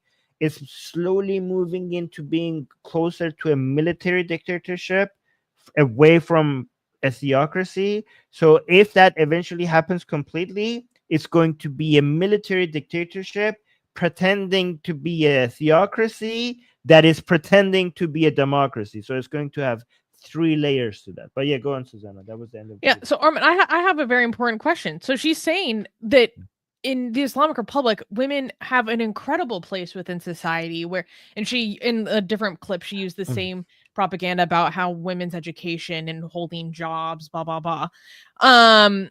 Where women have a voice and are involved in the democratic process. Armin, to what extent are women allowed to be part of the democratic process in Iran? Are women allowed to be elected representatives in Iran? Are women allowed to run for the presidency in Iran? No. And also every year they promise that like the next cabinet is going to have women in it at least, even if there's no, for example, presidents cannot be women. It's in the law that the president cannot be a woman. And then but the thing is, interestingly, that every time they promise that, once they get elected, they brag about some of the cabinets having, I don't know, female secretaries or female helpers, and you don't actually see them actually having. I mean, so for example, the spokesperson for the president this time was a woman, and they were celebrating that, like, see, this is so progressive. And a lot of Iranian women hate that shit. They're like, fucking, like, that woman is basically, that is the spokesperson as the president, is betraying all other women in Iran. And guys, but here's the thing that is true. The position of women in Iran is very, very, very high. Okay. Sometimes even too high. Okay. But that's not because of the Islamic Republic. That's because of the Pahlavi dynasty that came before it. The Iranians look very, very highly upon women. Okay. Here's a better way to put it, to clarify what you're saying. The position of women is high within Iranian culture, but not within the culture of the Islamic Republic. It's the people versus the government, to clarify. Yes, and in fact, the Islamic Republic has tried to undo that culture that we achieved during the Pahlavi dynasty, right? The position of women in Iran before the Pahlavi dynasty was worse than what it is right now in Afghanistan, okay? This is why I say that Reza Shah and Mohammad Reza Shah are probably the two of the greatest feminists in world history. Okay, what they did for women in Iran is unmatched by, I don't know who could even top that. Like, but it's unbelievable, like how they empowered Iranian women, and that is something that the Islamic Republic has constantly tried to undo. And they have been unsuccessful with it. There's one thing that I wanted to highlight here, which is actually a couple of things. So I'm just going to just ramble and try to get it all out. What I find reprehensible about Senator Paymon's statements is that she is a female elected representative representing a Western democracy that is saying this about the status of women in Iran. So this means a couple of things. One, what the Islamic Republic is going to do is go back and use these clips to go back to the Iranian people and validate their actions towards the Iranian people and say, look at you. Why are you so ungrateful? Why do you behave in such a way? Why do you reject us? Why are you so unruly? Why do you not appreciate our culture? This senator, this elected representative, this good Muslim woman, look at how she wears her hijab. She is telling you how good you have it. She is telling you to not believe all this propaganda. She knows the truth. Why can't you be more like her? I think it is disgusting that a female elected representative would say this stuff towards a system where a woman in her position cannot exist within the Islamic Republic. It's reprehensible. Secondly, Susie, actually, oh yeah, go ahead. Okay, don't forget what you're gonna say, because I just wanted to add something to it. I would suspect that many of the Islamic Republic propaganda would actually avoid showing that she's a hijabi, because they would get more benefit out of it by just saying that it was an Australian senator, because they know Iranian people would trust Western politicians a lot more. Thinking a lot of Iranians were like, oh, this is an Australian. So that gives it credibility. But seeing that it's a hijabi Australian would give it less credibility to Iranian people. So they would try to about their previous tactics of when female Western politicians would come to Iran and observe the hijab and be like, look, these good Western female politicians observe the hijab when they're Iran. They know the right way to behave, blah, blah, blah. Like they've used that kind of like rhetoric and reasoning in the past. They've used that to validate, their actions in the past. Second thing that I want to talk about is that this is this is one of the faces of the Muslim voting bloc within Australia. Senator Paymon broke with her party. This is like so typical of what we're seeing across the world. We see this in the US with the uncommitted movement. You see this in the UK with they literally call themselves the Muslim vote. And then now we're seeing it here in Australia, where this is someone who is a representative of a party from the left. She was part of Labour. She broke with her party to cross the aisle to call for the recognition of a Palestinian state. And she has since parted ways with her party over this issue.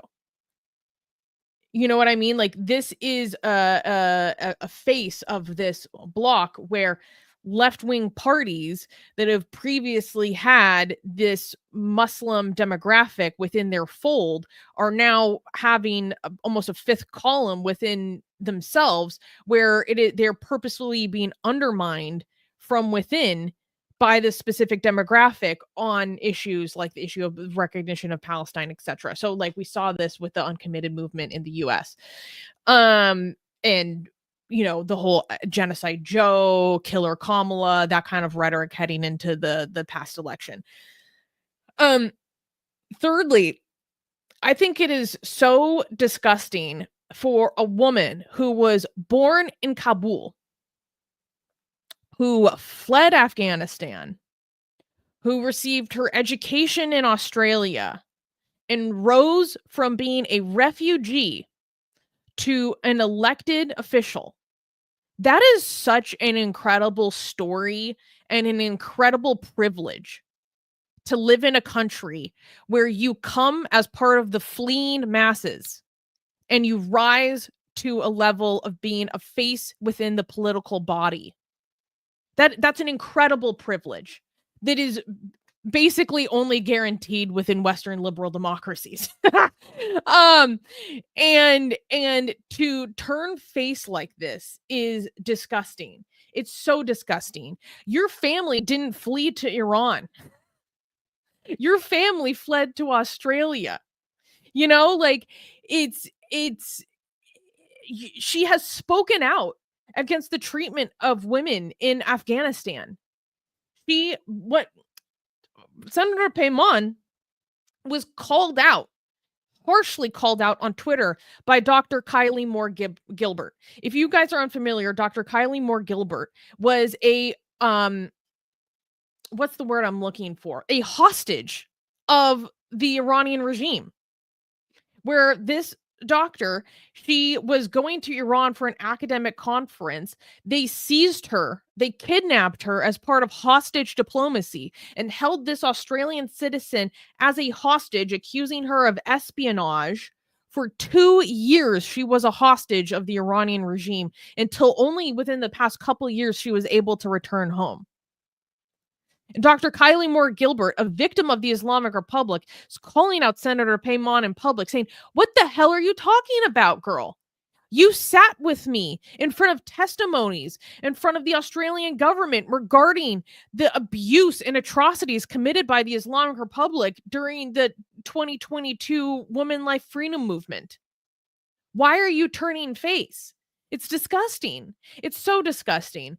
And there were a huge flood of Iranian women all across social media, like rejecting everything she said, posting photos of themselves, missing eyes, missing eyeballs, because they say, "I will give my eyes for the freedom of Iran," because they were shot out by IRGC forces being turned upon civilians. Saying, how dare you say this? Another, I don't know if we want to get into this, but I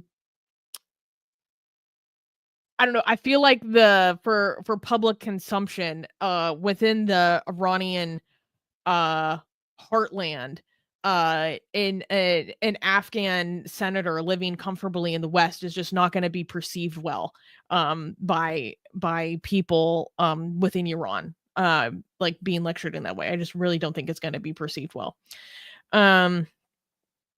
So yeah, and she came out and like kind of apologized and was like, "Oh, I didn't know that this was press TV, da da da." Like, when you see the flag of the Islamic Republic plastered all around this freaking room, what do you think is going on, you asshole? But even if it wasn't press TV, her point was bullshit. Yeah. I mean, there's no excuse for saying this after we had protests with the main chant of Zan Zindagi Azadi, woman. Like, are people in Iran chanting "Woman, Life, Freedom" because women are treated equally in Iran? Because there's no issues with women in, like, what? Why do you think that? Why do you think that the woman is part of the chant? I mean, woman, so woman life, we know, because we are dealing with a death cult that values death over life, and Iranian people who want to live properly. We know freedom, why freedom is there, because Iranian people don't have the freedoms that they want. And why do you think woman is there? It's not because this is, it's not because, is because the way women are, I mean, the rest of the chant, by the way, includes men as well, right? Mad mihan abadi. So let's not forget that. I mean, the second part of the chant was added because Iranian people wanted to make sure that they are not perceived as woke.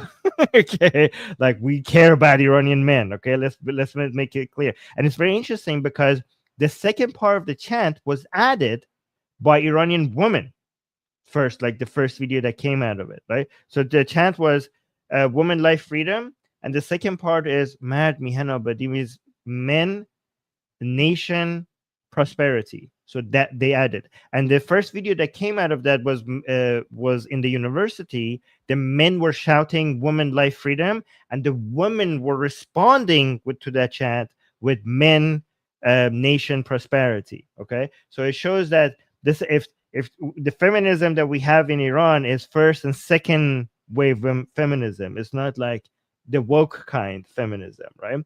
But the reason why the woman was there is not because in Iran, like, women matter to us more than men. Is because the way that the government treats women has become a symbol of how the government mistreats everyone, right?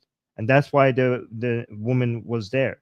But yeah, so I mean, it's amazing that you see so many people from Iran shouting woman life freedom, suggesting that there's a gender apartheid there.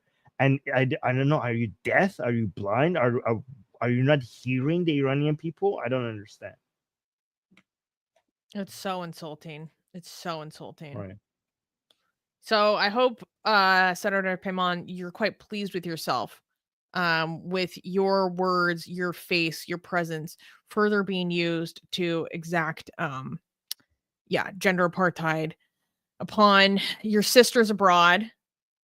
I'm sure you would not appreciate that if someone said that about the status of women in Afghanistan. Disgusting shit.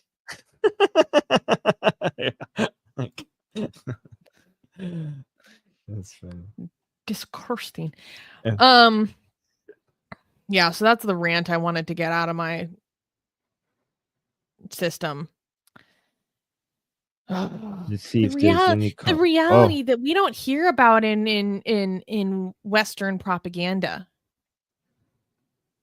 How many years have Iranian women literally be saying, like, it was literally a hashtag, like, let us speak. Let us speak. And that the point of that hashtag was literally to call out the fact that they're not allowed to speak about the oppression that they experience because of Islam.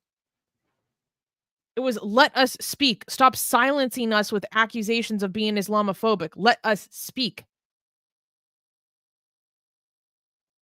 It's, oh my God.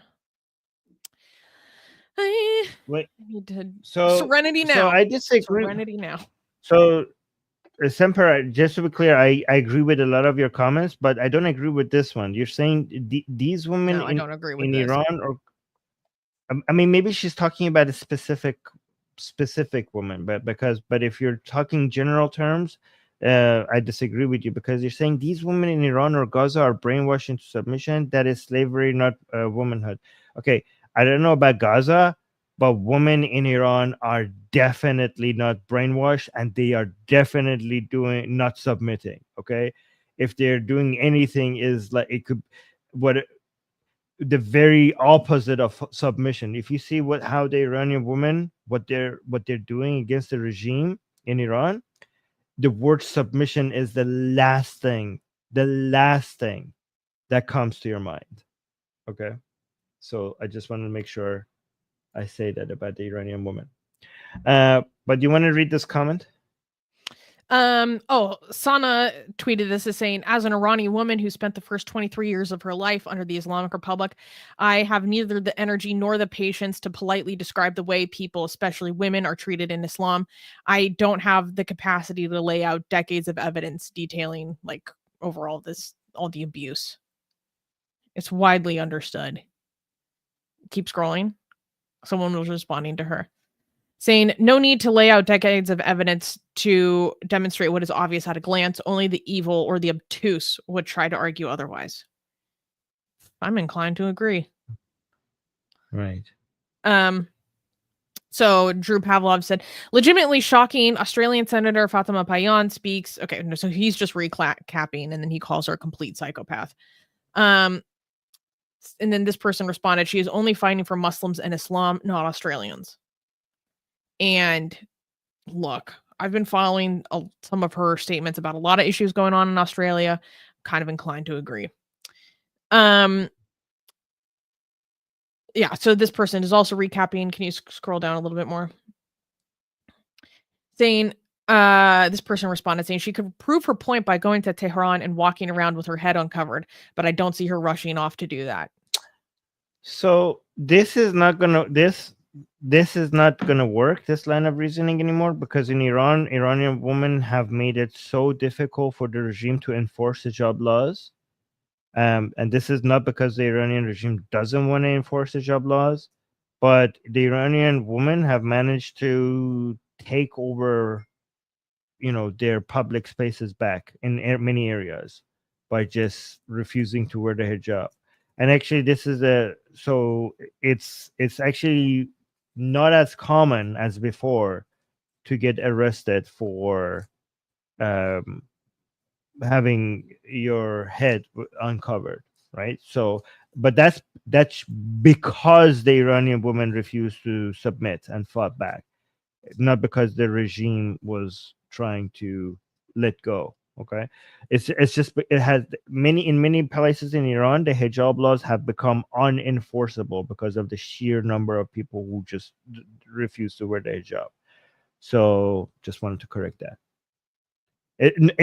I'm not saying it doesn't happen. We're still getting videos of women being attacked and abused and mistreated for not wearing the hijab. Yeah. I'm just saying that still happens. I'm just saying that if you go walk in Tehran, for example, or in Shiraz or Isfahan at the nights, you're going to see many hijabless women walking around.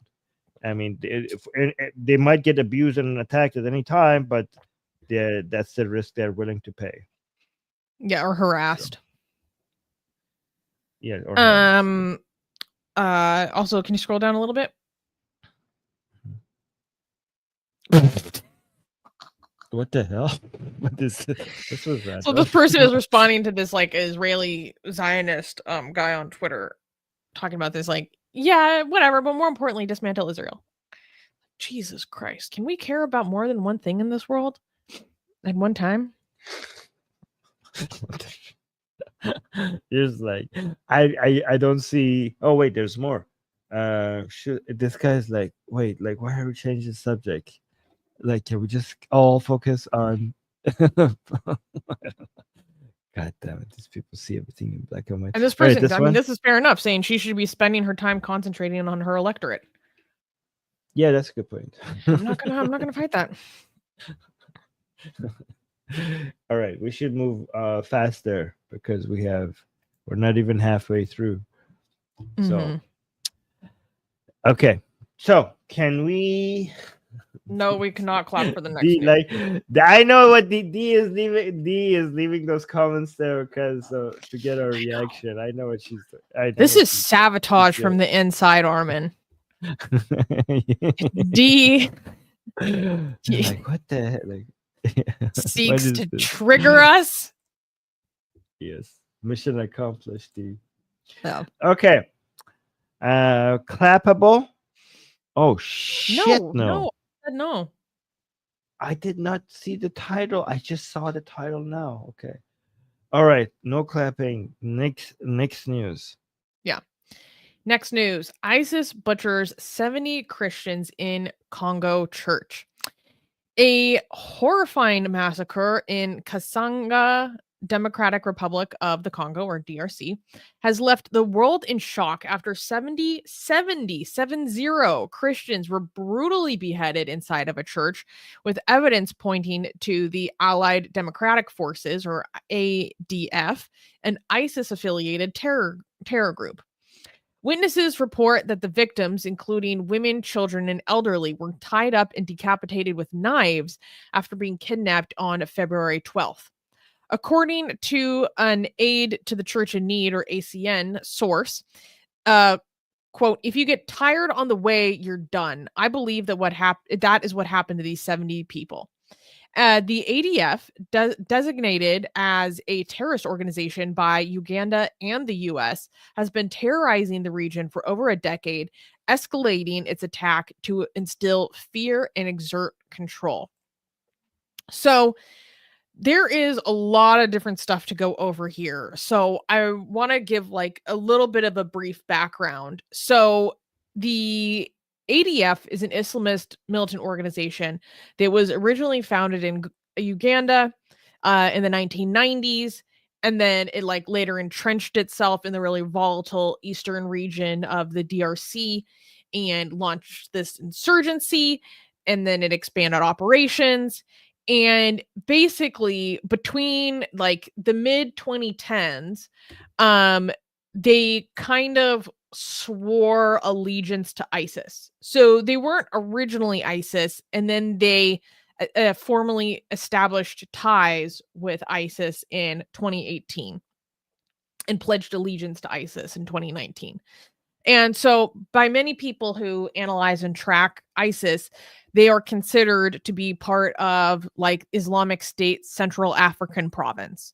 So the way that, Armin describes ISIS as like a franchise, they have these regional managers, you could say. There's ISIS K, so that's ISIS Khorasan, which covers parts of Iran, Afghanistan, Tajikistan. There's ISIS, like ISWAP, so ISIS Islamic State Western African Province. There's IS Central African Province, etc. So you have these little branches. And so basically it's kind of weird. According to investigations, the UN found that there is no evidence of like ISIS Central Command over ADF operations, but this allegiance is for ideological and propaganda purposes. And nevertheless, when the ADF will do stuff, they will claim responsibility for it and use it to bolster their message and show their effectiveness, so forth. So what happened here? So it should be noted that the ADF has not formally claimed this attack, but they all believe it to be part of this ISIS affiliate attack because of the pattern of behavior here. So here's what we know so far. We think that on February 12th, there were people that were assaulting this village, and then they went door to door and captured like 20 people at gunpoint. And then they left, and then they returned and then took another 50 people. And so what this is so bad. This is so bad. So what the ADF does is they will kidnap large groups of people and basically take them and force march them on a death march where they will take all these hostages and force them into work or labor, or essentially use them as human shields. So they kidnap all these people, they take them, they force them to, I don't know, dig up a trench for them, or help them if this group raids an entire village and steals a bunch of stuff. They'll take all these hostages at gunpoint and force them to carry all this stuff that they looted, for example.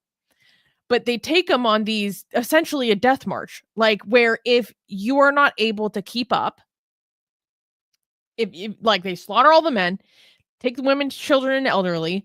If you're not able to keep up, they execute you. And so essentially that's what people think happened here to all these victims in a mostly Christian area.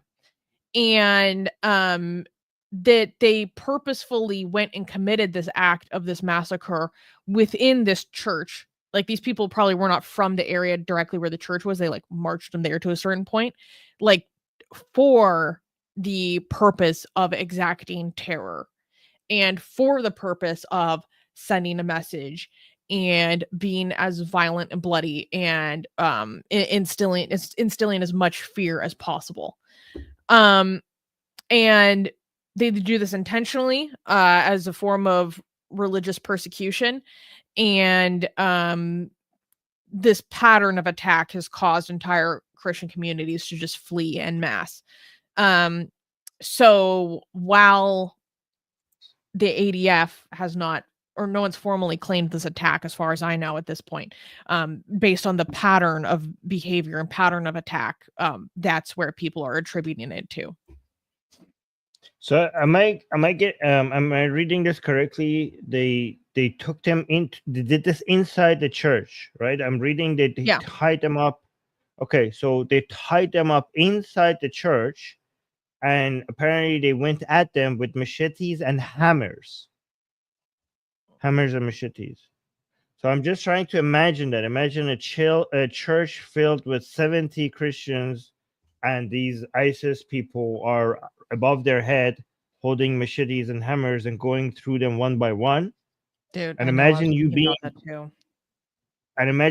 one of the people who have not got to you yet, and you're just watching other people just being tied up and somebody going with the hammer at. This is also a very painful way to die.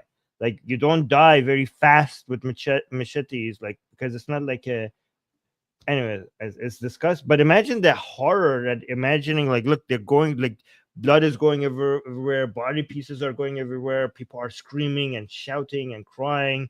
The people who are under the hammer are like screaming in pain, and you're watching these people, and you know that like nobody's coming to help, and you know that this is going to happen to you eventually. It's coming at you, and it's slowly moving its way towards you. And this is absolutely like pure horror. Yeah. And why Some do they do people- this exactly?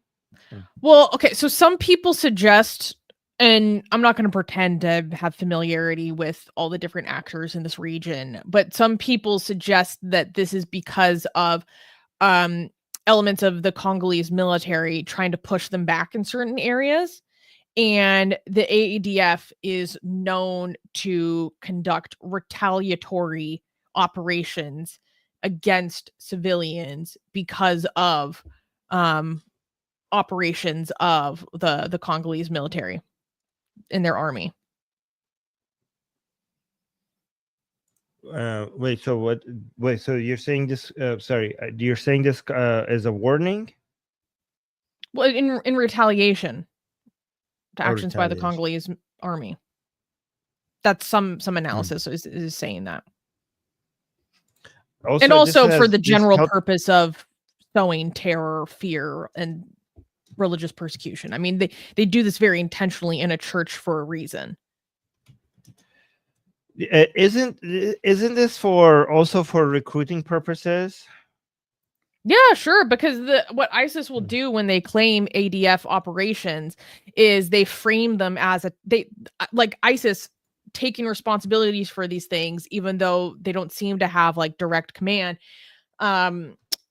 Will frame this as an attack on Christians and crusaders. So within their network and sphere of influence, they are specifically making this a narrative of a religious war. Yeah, so I think a lot of people need to know that when ISIS does stuff like this, there are other people around the world who look at this and they're like, "Oh my God, thank you. This is the group that I should be joining." I think a lot of people don't understand that mentality, but ISIS knows that by doing this, there are people who are like, "Oh, I used to believe in ISIS. They used to kill more, but I don't know anymore. They're not killing as much Christians today as they used to. So I'm going to go look for another group to join." And when ISIS does this, they're like, "Oh no, these people are still on top. This is the group that I need to join. They are doing God's work." So this actually works as recruiting material for ISIS, like advertise. This is advertising. So Yeah, like basically ISIS has managed to kind of co-opt an element of a local insurgency. Like I said, this group originated decades ago, almost 30 years ago or something. Like, and then it was more recently when ISIS was at its height, or not exactly its height, but in generally ISIS's heyday, that they had this like formal allegiance. And so now, I mean, something that was a conflict that started for a variety of different reasons, local insurgencies, they just like kind of put their brand on top of it so they can take credit for the bloodshed. Oh yeah, Muhammad in the chat saying, "I never realized these bastards have reached Africa." Oh, they're all over Africa. Dude, ISIS is like, look, I'm no expert. I think they're like most active in Africa nowadays.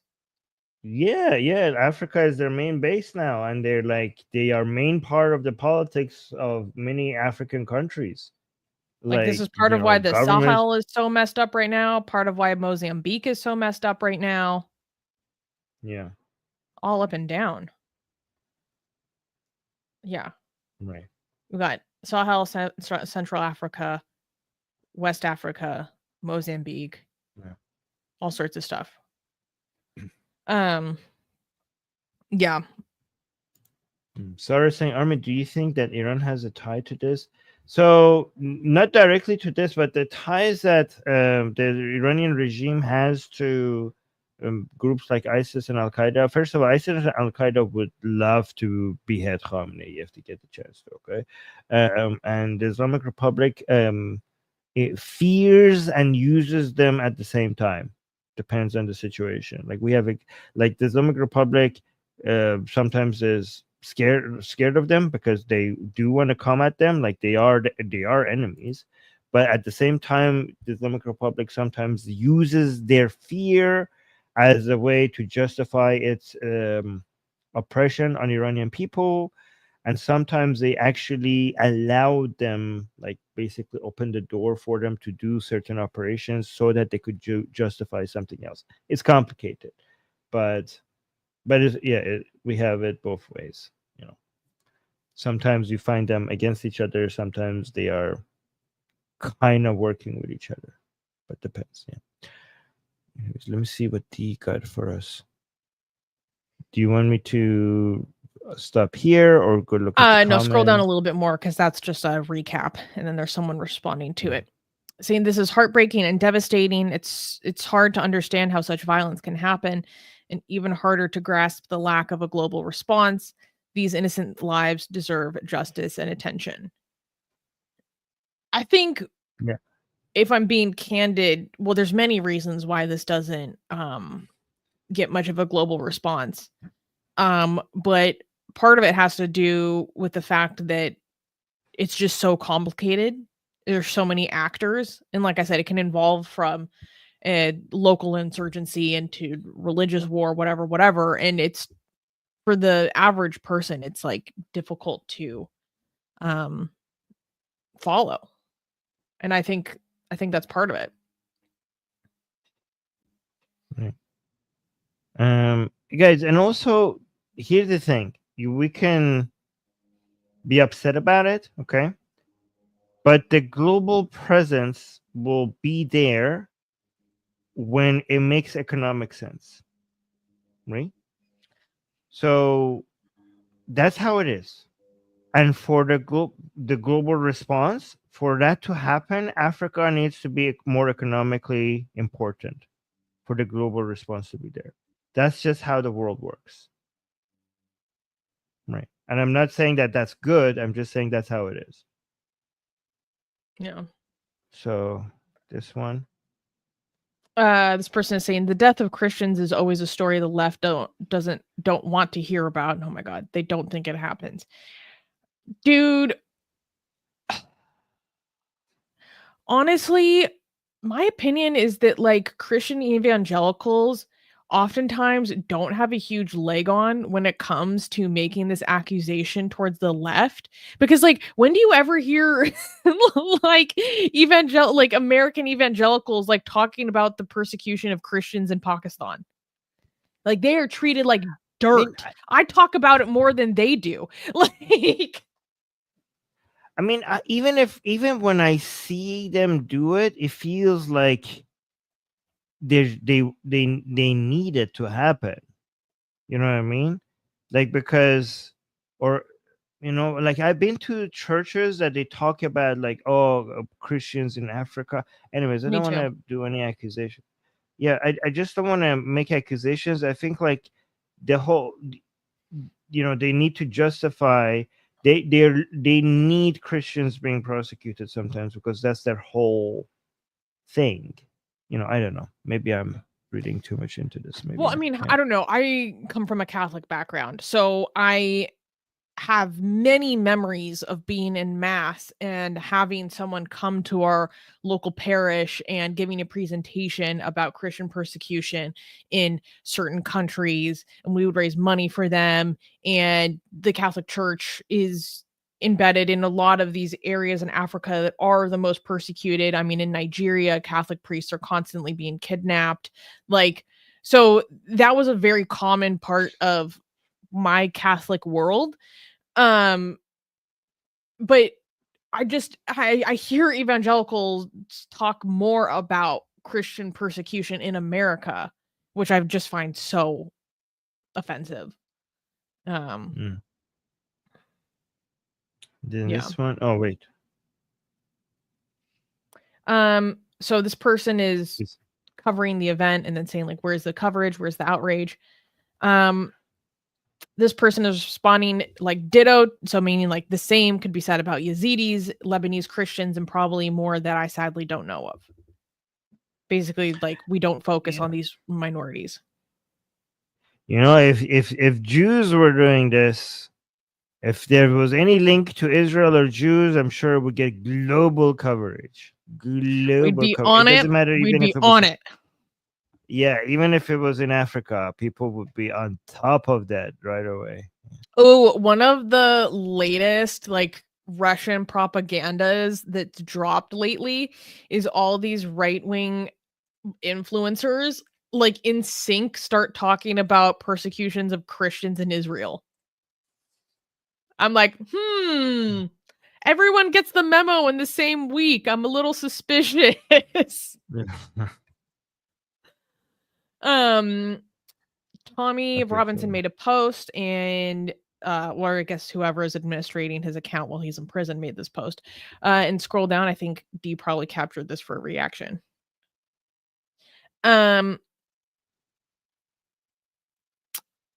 Saying these are the people that they want to distribute around the planet.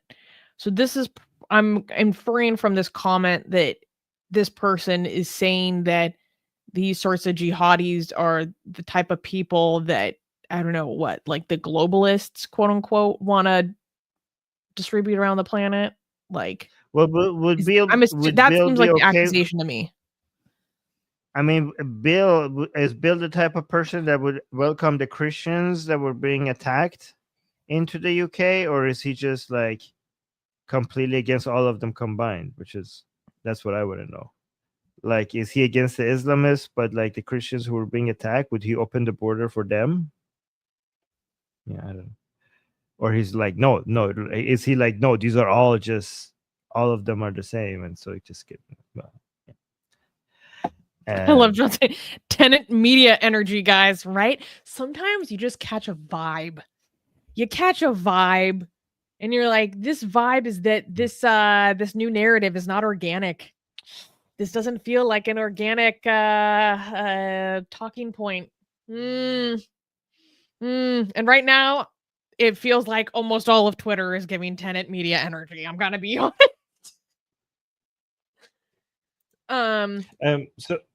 So Nike 45 was asking, ISIS and Hamas are interconnected. I mean everything is interconnected, but Hamas is more Muslim Brotherhood based ideologically, and ISIS is Wahhabi based, right? And they don't see eye to eye. In fact, many times they consider themselves enemies, right? No, sorry, I won't interrupt you. No, people use footage of ISIS calling Hamas apostates to prove that ISIS is an Israeli creation. They're like, look, ISIS is talking about how they hate Hamas, and Hamas is talking about how they hate ISIS. Methinks there's something going on here. To say that you ISIS don't understand the ideological contentions. To say to make the point that ISIS is Zionist or that Hamas is Zionist. I mean, ISIS is I've Zionist. seen both to be fair. ISIS is Zionist. You know this. You know this. Yeah. I mean, I've seen more accusations of ISIS being Zionist, but I've also seen accusations of Hamas being Zionist, which I think like we should tell. I think we should let Hamas leaders know. Wow, I don't know what they would feel about how they would feel about that. One of the main evidence people have for ISIS being Zionist is that ISIS never attacked Israel. It's false. I mean, even they tried, they weren't successful. Yeah, it's because it's very difficult for militia that is not in either Gaza or Shia Hezbollah controlled Lebanese border with Israel. How is ISIS going to attack Israel? I mean, Israel is very, very secure. I mean, I've been to Israel. The level of security that they have there is like something else. So it's very difficult for ISIS to attack Israel. But anyways, that is a conspiracy theory. Yeah. Okay. Yeah, so D is also pointing out that ISIS is takfiri. They go after Shias a lot. They go after Sunnis who have the slightest disagreement with their ideology. Yeah. They would be like, oh, you're not a Muslim. I mean, Hamas had elections. Do you know what ISIS thinks about elections? Like, that is completely un-Islamic in their mind. That is kufr. That is basically so. The fact that Hamas came into power with elections in ISIS minds, that means like, oh, so you are ruling by man's law rather than God's law. You are the mushrikeen. So ISIS might Y'all consider fake. Hamas to be worse than. Yeah, they're like, honestly, Your if shoes I are whack, your clothes are whack, your elections are whack. from an ISIS perspective, I could see why Hamas is worse than Zionists or worse than the Jews. Okay, because the Jew has like ISIS are like, you know what? A Jew has demi status under if we bring a caliphate.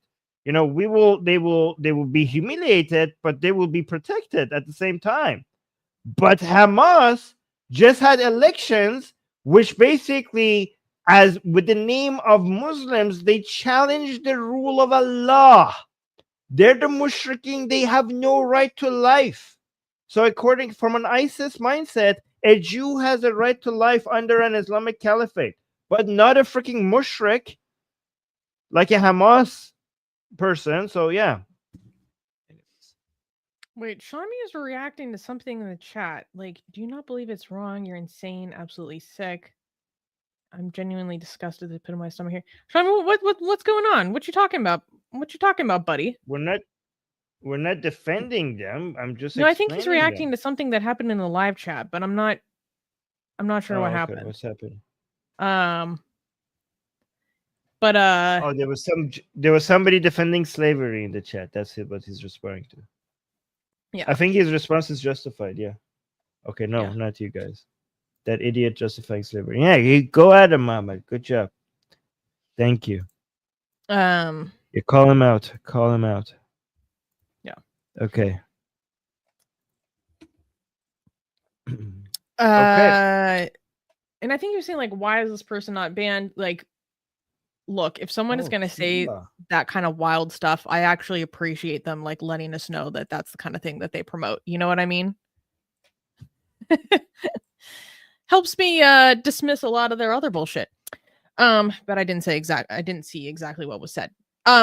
Anyways, shall we go on to the next story? This is very interesting. Oh, Shami, you're so sweet. Shami is celebrating his membership for 20 months, saying nothing but respect for you both. Oh, Shami, you're a sweetheart. Like, Shami? Why you call Muhammad Shami? Because I know him. And okay. That's his nickname. Okay. And he's a great guy. And thank you for supporting us. So thank you. Yes. All right, clappable. We are clapped because we are exposing some stuff. How about that? Exposing. Okay. Yeah, all right. Just next news. Wait. Oh yeah. Wait. Hey, take the. Good. Okay. We're good. No. Yes. We're good. Okay. All right. Sorry. Next news. How Qatar funds pro-Palestine indoctrination in U.S. schools. This is a topic that's very interesting to me because the area of soft power and foreign influence that I am more familiar with is in the Iranian sphere. And within the past year, I have realized that I need to be paying a lot more attention to what the hell is going on with Qatar. They're on my shit list. So we're going to dive into this a little bit, but there's a lot. It goes way deeper than this. So A growing body of evidence suggests that Qatar is waging a stealth influence campaign in U.S. schools, using its state-owned Qatar Foundation International, or QFI, to funnel at least $1.5 billion into U.S. universities and K through 12 education since 2012. Through grants, teacher salaries, and Arabic cultural and language programs, QFI has embedded pro-Qatar and pro-Islamist narratives into school curricula with lesson plans that downplay other religions, especially Judaism, and portray Qatar in a glowing light. Critics argue that this effort violates the Foreign Agents Registration Act, or FARA, as it's known, with the Lawfare Project warning that, quote, students are learning about the Middle East in a biased way that emphasizes only the positive aspects of Islam while omitting a balanced discussion of other religions or belief systems. Programs funded by QFI also include trips to pro-Palestinian cultural events and Mastar, an Arabic language education platform described as an open education resource library, but accused of pushing Qatar's ideological agenda. With increasing pressure on the Department of State to enforce FARA regulations, watchdog groups are demanding that schools benefiting from Qatari funding register as foreign agents, a move that could expose the true extent of Doha's grip on American classrooms. So what I wanted to focus on here was more about the influence in the K through 12 space. We have a large body of evidence regarding Qatari influence on our universities. Long story short, the Qatari government is straight up buying influence in our top universities in America, through a variety of means. But that is a giant topic in and of itself. And I want to wait a little while to cover that topic in full. So I just wanted to talk about K through 12. So this happens in a couple ways. The first thing that's important to understand is that the Qatar Foundation is the Qatar Foundation International, QFI, is the international wing of the Qatar Foundation, which is a straight up government run nonprofit. So it is the Qatari government's nonprofit working internationally. And they try to they frame themselves in a pretty dishonest way. But that's what it is. It is a state-run nonprofit that is operating and donating internationally. And they're donating millions of dollars into K through 12 educational programs. And so this includes a bunch of things. This can include things like programs and modules that teach about Arab language or Arab cultural practices or general Arab culture, or Arabic Honor Society. It could be for school trips. It could even be funding teachers to travel to events in Doha, like the World Innovation Summit for Education. And if anyone is familiar with how the Chinese government operated the Confucius Institute as a wing of its soft power and ideological infiltration into the United States, it basically works very similarly to the Confucius Institute. A very similar model. And so what's so problematic about this is that there are lesson plans that have been part of these educational issues that have been in K through 12 schools, where one is titled "Express Your Loyalty to Qatar." What? Yeah. That is so direct, though. Yeah, another one, and this is what's really bad, is a lot of its lesson plans are used for there's one from the Zinn Educational Project materials. This, for those who are not aware, derives itself from the work of Howard Zinn, who most people regard to be basically a historical revisionist. By the way, when I was in high school, my US history course that was supposed to be taught at an AP US AP US history level, meaning that I'm supposed to be getting college credits should I pass a certain kind of test, at my school was taught out of Howard Zinn. So I got my education on American history from Howard Zinn. But that's a whole different thing. So one example of how insidious this is that one of these Zinn lessons plans was called Whose Terrorism? The title of it is Whose Terrorism? And I actually briefly read over the author of this lesson plan. It's not the lesson plan itself, it's the author talking about his experience implementing the lesson plan. And basically, it's this whole lesson plan where you completely relativize terrorism. And in this article I was reading by the author of this lesson plan, he talks about how he is successfully ensuring students completely implement moral relativism towards terrorism. And that basically that just terrorism is in the eye of the beholder, and one party could see it as a righteous act. In fact, let me pull this up and maybe I can find a juicy quote really quickly. Then there's all these other issues where in some of these Qatari lesson plan on the map of the Middle East, Israel is eliminated from the map. Instead of Israel, it just says United Palestine on it. Wow. Which is just patently anti-Semitic. And let me find the number, because is there a total number of how much has come in over the past couple years? Okay, in 2017, the Wall Street Journal reported that the Qatar Foundation and the QFI had given $30 million to dozens of schools over an 8-year period. But that was last reported in 2017. And we have many reasons and evidences that this is not something that just happened back then. This is still ongoing. Let me see. Another organization, Open the Books, has been studying this. They found some data that Qatar distributed over $700,000 between 2017 and 2024. So that's some of the newer funding.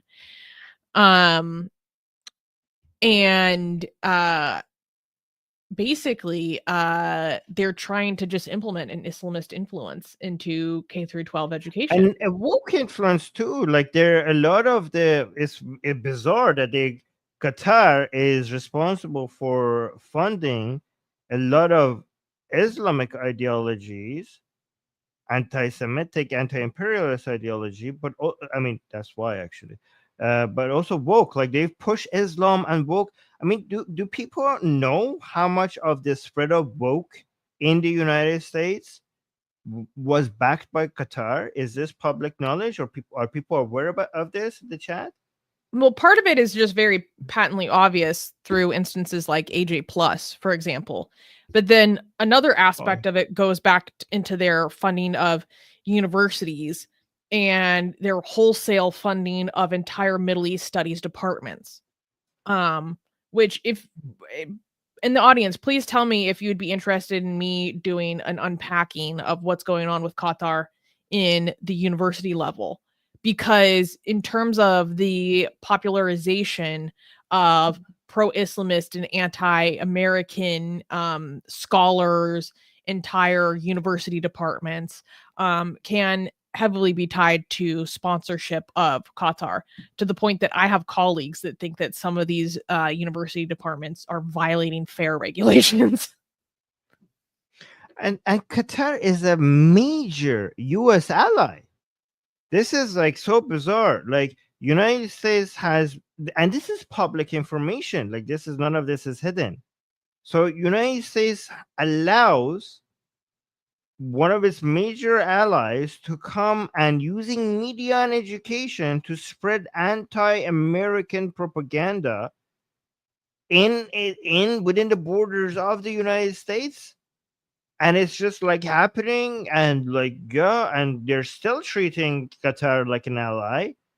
I mean, to be fair, United States can't do much about it because Qatar has become such an important negotiating leverage.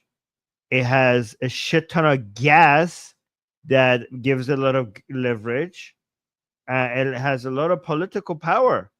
So, I mean, guys, Qatar is the greatest, I think, funder of woke ideology in the world.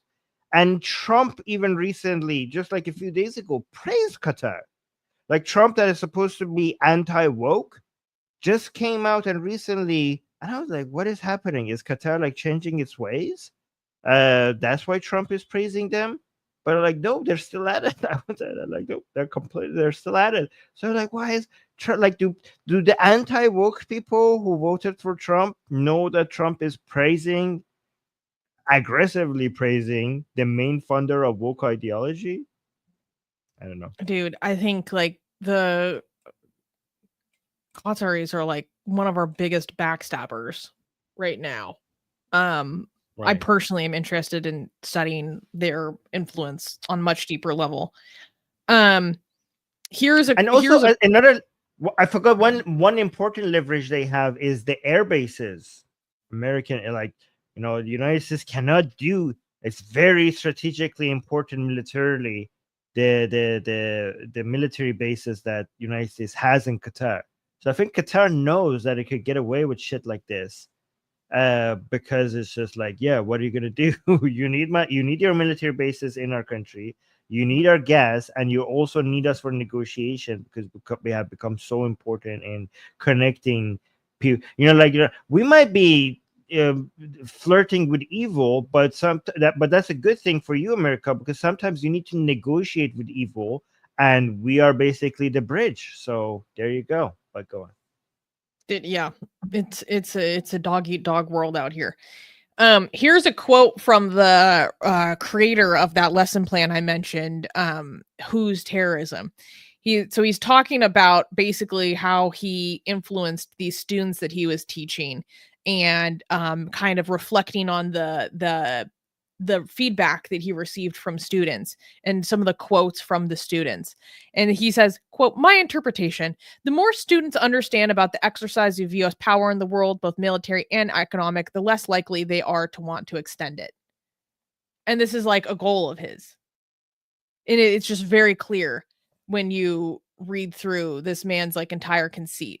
Now, personally, there are some people that would like that and appreciate that. That's contrary to my goals and biases.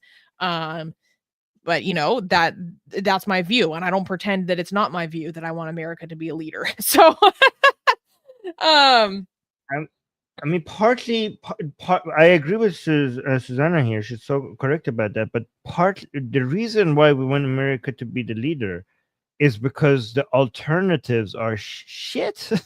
Not because, I mean, we would love to live in a world where there were more alternatives to U.S. hegemony, that United States didn't have to lead the world. But if it's not U.S., then you want China to fill that gap, because that's horrible, right?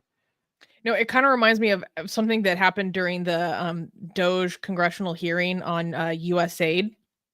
Was Marjorie Taylor Greene was going off on like, oh, USAID is why is USAID funding 9 out of 10 news organizations in Ukraine? What's going on with this? And then she asked Mr. Roman of the Middle East Forum directly, it's like, should the US taxpayer be funding propaganda overseas, blah, blah, blah. And he goes, yes, if it's pro-American propaganda, yes. And I'm like, you know what? I love the consistency. You have a view, you have a bias, and you're just being frank with it, and you're not apologizing for it. Like you explicitly want America's interest. That's what it is. Okay, you're honest about it. People can dislike that, and a lot of people dislike saying it that frankly. But if that is your interest, he come out and I say mean, it. pro-American propaganda propaganda is not inherently a bad thing. Okay, propaganda could be advocating for something that is the correct position. So, I mean, I completely agree that the United States should be more aggressive with spreading pro-American propaganda around the world. I mean, their enemies are constantly spreading anti-American propaganda around the world. If you don't respond with pro-American propaganda, then you're going to lose the soft power game. So you should be spreading pro-American propaganda. I mean, they have been doing such a poor job at it. Anyways. Yeah. Let's I go mean, to- it's like, you're literally speaking to the leader of a think tank whose explicit, stated mission is to promote America's interests in the Middle East. Like, what kind of answer do you think you're gonna get? I don't think that was the answer she was looking for. Where he was like, "Hell yeah." I don't know. I just thought that Right. little instant was kind of funny, because I was like, that was clearly not the answer to the leading question you were asking that you wanted. Right, guys, why do you think Qatar is doing this? Do you think they're oh, we just hate America, so let's spread anti-American? No, all of these actors are self-interest have self-interest. They're doing this because they understand the importance of soft power. Saudi Arabia understands this, Qatar understands this, China understands this, Russia understands this, European countries understand this, everybody, the Islamic Republic understands this. And then when it comes to the United States, you guys were like, oh, we shouldn't be doing this. Okay, then Qatar, then what is going to be your response to Qatar spending exercising its soft power? I mean, my point is the fact that all of these countries are doing it is because it's effective. It's a leverage you have over other countries, and United States shouldn't fall behind. Like the people who want America to stop doing this, then everybody is going to be doing it, and United States won't. So United States is going to be falling behind, and then other countries will be able to set the narratives. They're going to be deciding what the world thinks. If you're not present in shaping people's opinions around the world, then other people will decide for you what those opinions are going to be. Anyways. Yeah. Oh, I just also want to give a plug. This is why I support legislation like the Deterrent Act and also the Trace Act. So the Deterrent Act is in regard to university level funding and ensuring transparency, that if foreign actors are funding scholars or departments of universities, that they have to disclose it, because we have had very weak enforcement of the current laws regarding that so far. In fact, the time that we had the best enforcement of that was under the previous Trump administration, and then actually Biden kind of shut down some of the Department of Education transparency databases into that. I'm going to be fully honest, guys. In Deterrent Act was recently reintroduced in this legislative session. I think it left committee recently. And then I also really like legislation like the Trace Act, which also left committee recently. And the Trace Act is basically legislation that would mandate that schools make it transparent and easy for parents to understand if elements of their child's education has been funded by foreign actors. And the whole point of both of those pieces of legislation is transparency and accountability. I think that is a nonpartisan issue that helps all Americans, ensure, what's the word I'm looking for? I guess security from our ideological adversaries. So yeah, that was just my plug. Let's do the comments and then. Okay. Well, we got a comment from Durga. Hi, Durga. It's good to see you. She gave a super sticker. Durga Thank you, Durga. is my fellow nerd secret researcher. Wow. And wait, we forgot to from, do these. Sorry. Yeah.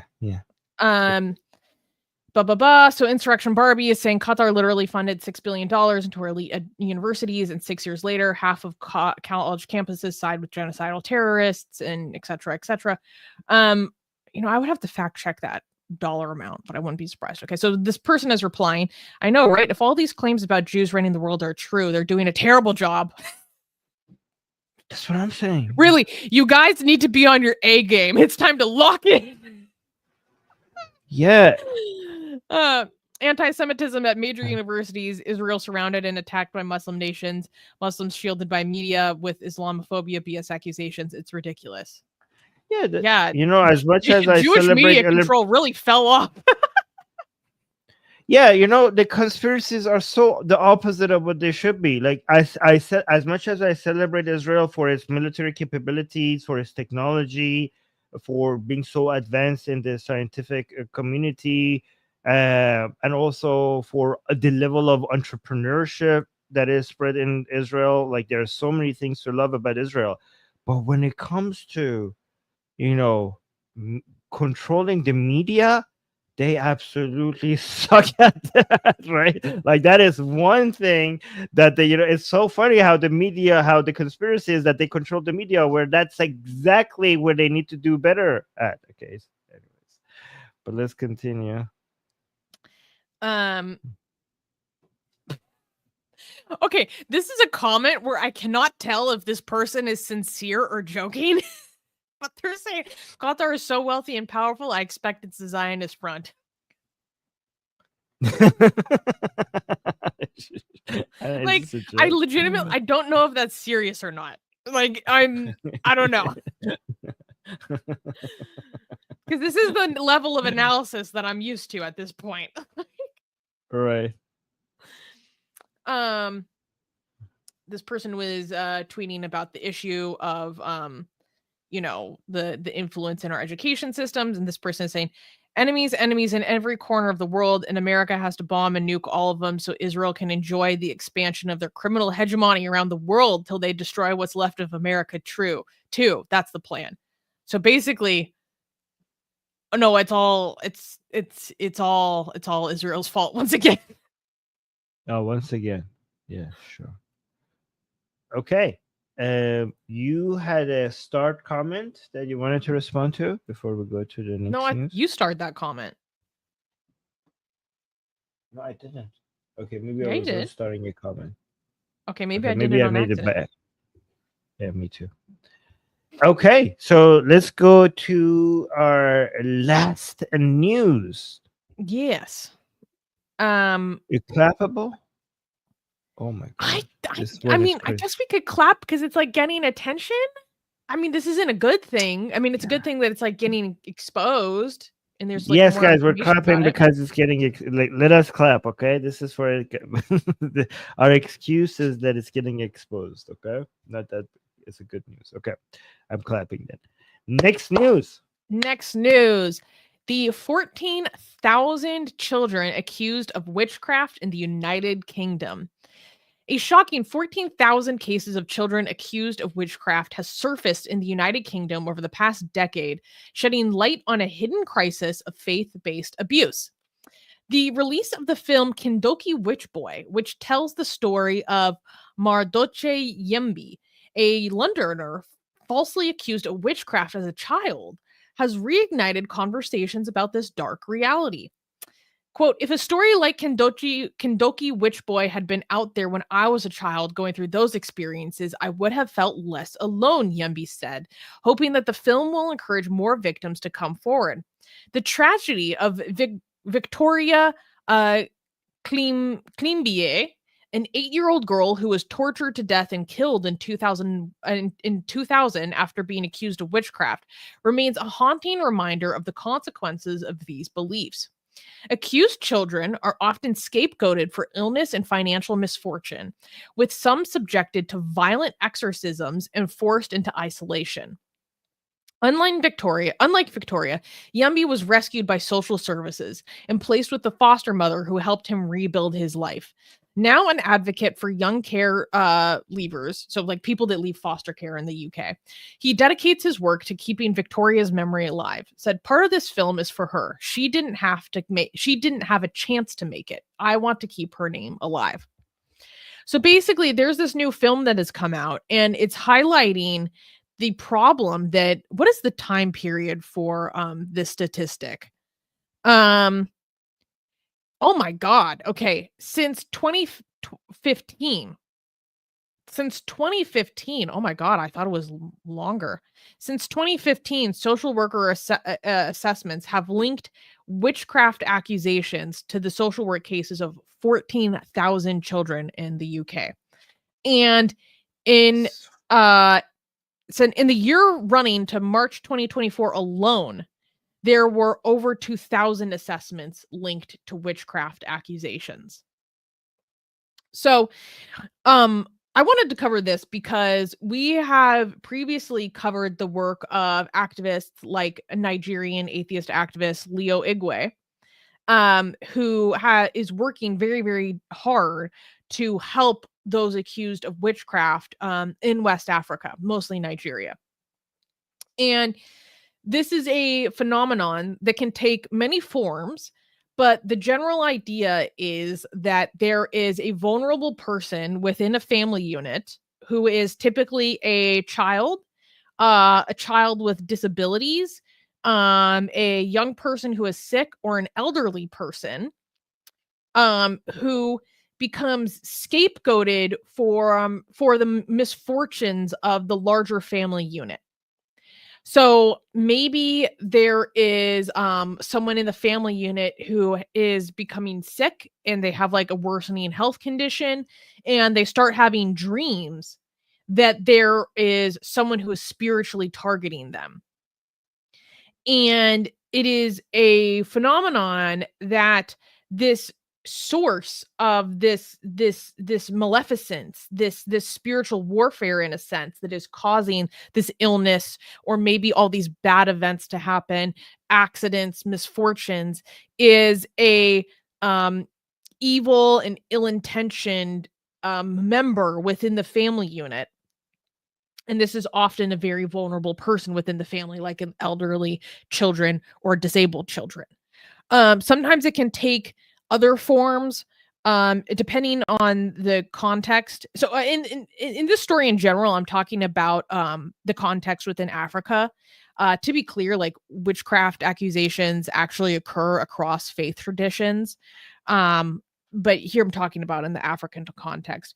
I mean, there are some instances where albino children are accused of like being witches. Their limbs are sometimes literally harvested for fetishistic rituals, which is like, look, if I don't actually want people like the amputations that go on with the albino kids is like freaking horrific. And so basically this is a phenomenon that I was doing some research into this generally yesterday, and this is a phenomenon that has exploded apparently since the early 2000s. And people believe that this is partially due to the influence of migration and industrialization. And because of immigration patterns, this has entered into the context of the UK.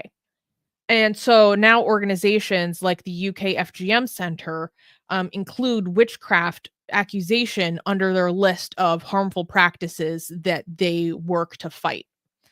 And this is a phenomenon that is like, very poorly understood by social service organizations, because it is a phenomenon that is generally like so foreign to the British context. And look, there are some cases that happened in the UK where there were literally just like torsos of like a 5-6-year-old boy that was found in the River Thames because he was ritually sacrificed. Like, it doesn't usually end in a ritualized child sacrifice, but that is something that happens. Like child sacrifice is actually a problem that Uganda like actively deals with. And it's more common for it to be a problem of a witchcraft accusation where children are then sometimes physically abused in the context of an exorcism kind of ceremony. They experience a high degree of emotional abuse. They are told that they are evil, that so for example, one of the guys who's profiled in this movie that they made to highlight this problem was essentially brought I think from the Congo. He was illegally brought from the Congo to England and then was living And here. these are all living, Christian. Just Yeah. to clarify, these are all Christians? Mostly in this context. Okay. Not always. I mean, because we do have the Okay. problem of like Islamic exorcisms. Yes. But in Um, this story is focused on the Christian part of it, right? But, Yeah, and a yes, lot of this there is evolved out of African Pentecostal practice, like the African Pentecostalism kind of merging with elements of more indigenous or local beliefs. In other countries like Ethiopia, instances of this similar kind of abuse is more solidly like purely more indigenous belief based. This is why some people are saying, you know what, forget not bringing like some people in the UK are react to stories like this, you know, they're by saying, okay, don't bring migrants from any of these, you know, third world countries. Like I don't care if they're Islamic or non-Islamic, shut it the whole thing down. I'm just saying what people's reactions are when they see stuff like this. They're like, okay, close all of it. But yeah, go on.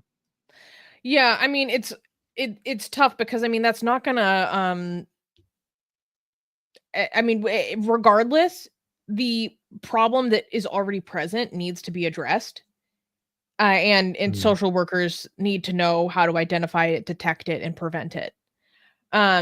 So what happened to this boy that's highlighted in this movie is basically when he was a child, his mom died, and then he was brought to the UK illegally and was being raised by an aunt. And this aunt accused him of like being a bad child that essentially killed his mom. And that she was experiencing all these issues in her marriage. Her husband was an alcoholic. He was abusive. She was having health problems. And she came to believe that he was the source of this evil that was working against her. And so their local community of people from their faith background and national background would perform exorcisms on him. They would emotionally abuse him. They would tell everyone else not to work with him, not to don't play with him, don't like it. So it was just an extremely emotionally abusive environment. And over some time, he only kind of got saved from the situation because the aunt came to the school one day and asked the principal, is it okay for him to go on leave? Because we need to take him back to the Congo and do a spiritual deliverance on him. Basically saying we need to take him back to the Congo and do an exorcism on him. And the principal or the teacher, whatever, was like, hold up, what? And they alerted social services. And then they went down the social service pathway, and it took some time, but he ended up getting taken into permanent foster care. I like how they requested this as if this was completely normal. Like, can we like, hey, can we take this? Can we take some time off to do an exorcism? I mean, but to be fair, like, I'm glad that they had the lack of awareness about how that would come across to the institution, because it was that lack of awareness that allowed them to intervene versus a lot of many people. This is. Like people who seek to perform FGM on young girls often do so via vacation cutting, where they will remove girls from their like the United States or the UK, take them back to their home country, and then perform this on them. But they know that that's like dangerous, or so they hide that from the authorities. Okay, so because we have only 5 minutes, I wanted to share my own experience with sorcery and stuff when I grew up. I don't know if we have time for that because we also have 4 super chats. Let me know if we have time for that, or do you have more stuff to add, or should I? No, that's basically it. Okay, so I just only realized that this is basically the same thing that we're talking about, because we didn't call it sorcery, but now that the examples you gave, I'm like, oh shit, this is actually what I experienced when when I was a child. So oh yeah, and now it's like connecting, like shit, that was sorcery accusation, because I remember when my aunt got cancer. Some people in our family blamed it on a specific person in our family who was known for doing, I mean, I call it sorcery now, but now it's clicking only now that that's what she was being accused of constantly. Now it's only, I'm connecting the dots only right now in my brain, like, oh my god, that was a sorcery accusation.